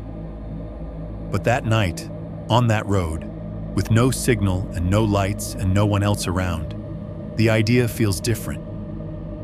I imagine the dashboard lights flickering, the engine coughing once, then again. The sudden silence as the hum beneath my feet disappears.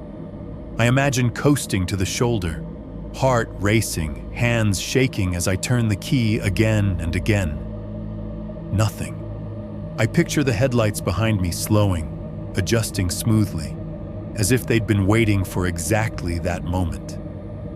I imagine them stopping at the same careful distance they always kept, not close enough to rush, not far enough to suggest hesitation, just enough.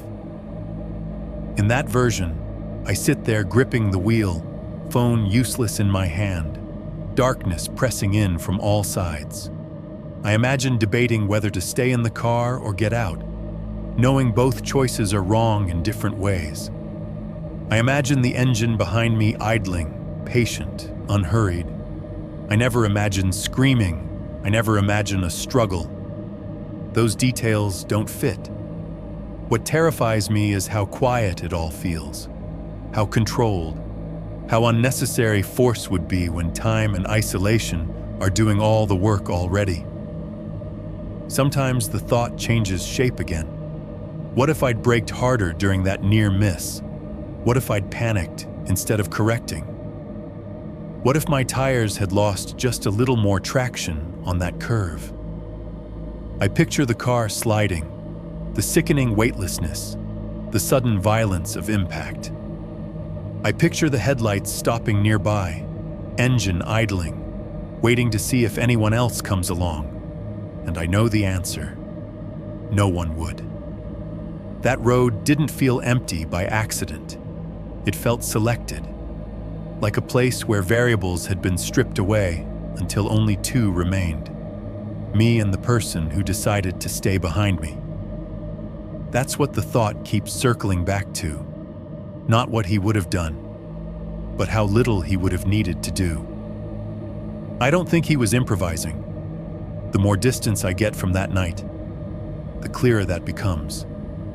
The patience, the timing, the way he never rushed, never overcommitted, never revealed more than he needed to.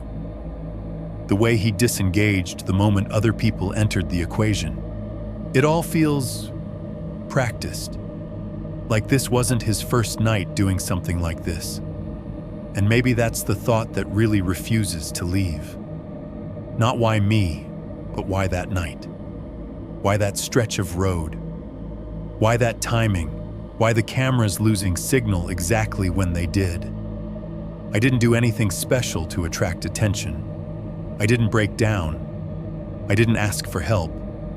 I didn't confront him.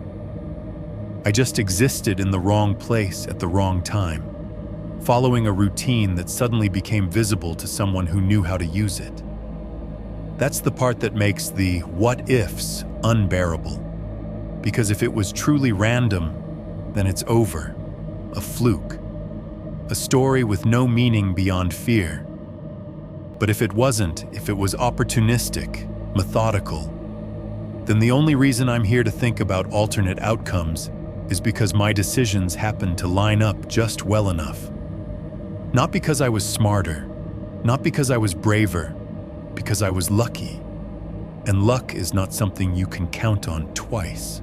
Some nights, lying awake, I try to tell myself that nothing bad happened, that I made it home, that the next morning came and the world kept moving, that there was no confrontation, no violence, no proof that anything beyond fear existed at all. But the thought never argues with that version. It just waits, and then it asks, quietly and persistently, if my car had stalled, if I'd chosen a different turn, if I'd hesitated 1 second longer, who would be telling this story now? Because every version of that night where a single variable changes ends the same way. Not with answers, not with closure, just with silence, and a road where no one expects a narrator to survive. 7.3 final line. I drove a different road the first time without thinking about it. That's the lie I tell myself anyway. The truth is, I thought about it the entire way. Every turn, every intersection, every mile marker sliding past under my headlights like a countdown I didn't remember starting. I wasn't running late. I wasn't distracted. I wasn't experimenting. I was avoiding something I knew was still there. The alternate route cut farther south, looping through older stretches of road that hadn't been updated in years. Fewer streetlights, faded lane markings. The kind of highway you only notice if you're looking for it. During the day, it felt unremarkable. Just another piece of infrastructure aging quietly under the weight of time. At night, it felt like a compromise between fear and denial. I told myself it was safer because it was different. That's how avoidance works. You don't convince yourself the danger is gone. You just convince yourself you've stepped sideways far enough that it can't see you anymore. The radio played low, a late-night talk show bleeding softly through the speakers. The signal wasn't great, but it was there, and that mattered. I kept the volume just loud enough to fill the space without pulling my attention away from the road. The dashboard lights glowed steady and familiar. The engine hummed the way it always did. Everything worked. That alone made me tense. I checked the rearview mirror more than I needed to, watching the dark road stretch out behind me. Headlights came and went. Cars passed. Some followed for a few miles before turning off. Their lights peeling away like thoughts I didn't need to finish. No one stayed. Still, my shoulders stayed tight. My grip on the wheel never fully relaxed. The sign appeared suddenly, illuminated just long enough for me to read it before it slipped past. An old highway marker. The paint was chipped, the reflective coating dulled by years of exposure. The arrow pointed toward a road I hadn't taken since that night. The lettering was familiar in a way that made my chest tighten. I slowed without realizing it. The sign wasn't dramatic. It didn't warn of danger or dead ends or reduced visibility. It simply existed, marking the presence of something unchanged. A route that still ran parallel to my life, whether I acknowledged it or not. I knew exactly where that road led. I knew the curves. I knew where the lights stopped. I knew where the signal died. I knew the gas station that glowed too brightly against the dark, the way the parking lot opened wide and empty, the way the cameras watched until they didn't. I knew the stretch where the trees pressed in close, where headlights felt heavier than they should, where patience mattered more than speed. That road hadn't gone anywhere. I felt a strange urge then, not to turn onto it, but to look harder at the sign, as if it might offer something new if I stared long enough. Some hint that the night had been an anomaly. Some proof that time had moved forward for everyone involved. It didn't. The sign didn't change. The arrow didn't fade. It simply pointed. I drove on, the sign disappearing into darkness behind me, but the knowledge of it stayed sharp and immediate. That was the part I couldn't shake. Not the fear, not even the memory of being followed, but the certainty that the road still existed in the same way it always had. Waiting. Not for me specifically. That's what I tell myself when the thought gets too close. Roads don't have intent. Places don't remember people. Patterns don't care who fills them. But routines do. And routines are visible to the right kind of attention. I thought about how easily the night could be explained away if you wanted to. A strange driver, an unlucky coincidence, fatigue layered on top of isolation, a story that only feels dangerous because nothing concrete ever happened. I'd tried that explanation more times than I could count. It never held. Because what stayed with me wasn't the fear of being hurt. It was the clarity of being understood. The way his presence had adapted to my decisions. The way distance and speed and direction hadn't mattered as much as timing. The way the cameras failed exactly when they needed to. The way the game ended not with a victory, but with disengagement. As if I'd reached the boundary of interest. That's what made the sign so unsettling. Not that it reminded me of where I'd been, but that it reminded me how easy it would be to return. One careless night, one lapse in routine, one moment where convenience outweighed caution. The road didn't need to come looking for me. I was the one who would have to choose it again. I checked the mirror once more, habit more than fear now. The road behind me was empty, stretching out into darkness like it always had. Nothing lingered. Nothing waited in plain sight. That didn't comfort me the way it used to, because the absence of something is only reassuring if you believe it needs to be visible to matter. I drove on, letting the miles carry me farther away from the sign, farther from the road I refused to take. The radio host laughed softly at something I wasn't listening to. The engine stayed steady. The night behaved itself, normal by all measurable standards. And yet, as the sign vanished completely from my thoughts and the road ahead narrowed into another quiet stretch of asphalt, one truth settled into place with the same cold certainty I'd felt under those fluorescent lights weeks earlier. I don't know what he wanted. I only know he knew exactly where I was going. What stayed with me most about this story wasn't the chase, or the near misses, or even the unsettling certainty that someone else was controlling the pace of the night. What lingered was something quieter, and in many ways more uncomfortable. The realization that danger doesn't always announce itself as chaos. Sometimes it presents itself as patience. We're taught to recognize threats by their volume. Raised voices, sudden movements, clear aggression. This story dismantles that expectation. The figure on the road never needed to rush, never needed to confront. Control was exercised through timing, restraint, and an unnerving understanding of routine. That's what makes it feel so close to real life. Because most harm doesn't come from strangers leaping out of shadows.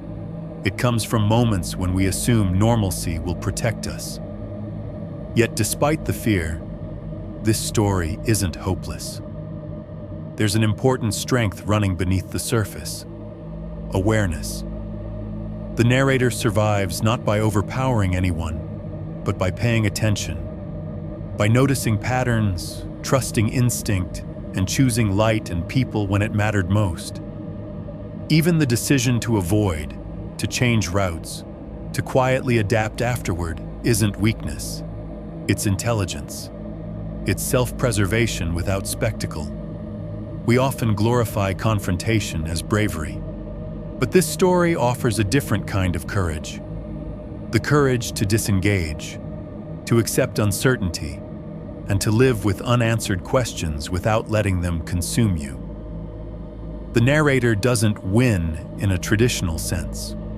There's no villain unmasked, no explanation neatly tied up, and yet there is growth.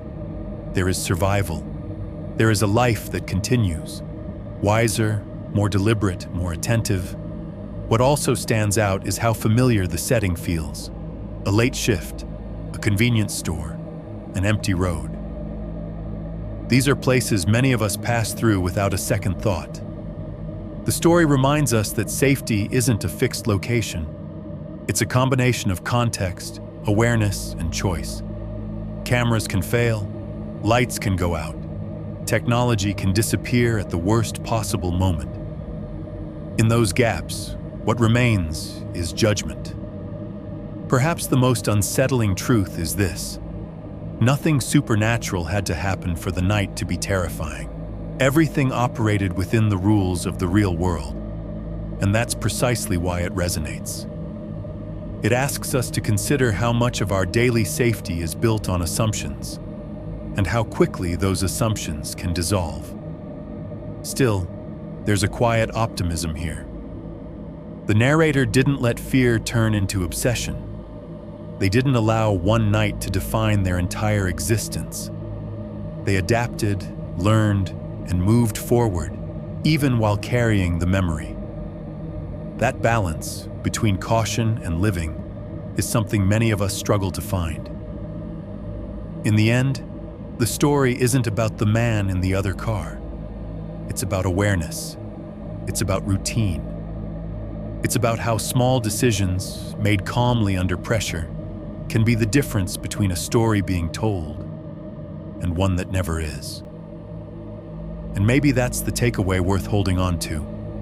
We can't control everything, but we can control how closely we pay attention, how we respond when something feels wrong, and whether we give ourselves permission to leave without explanation.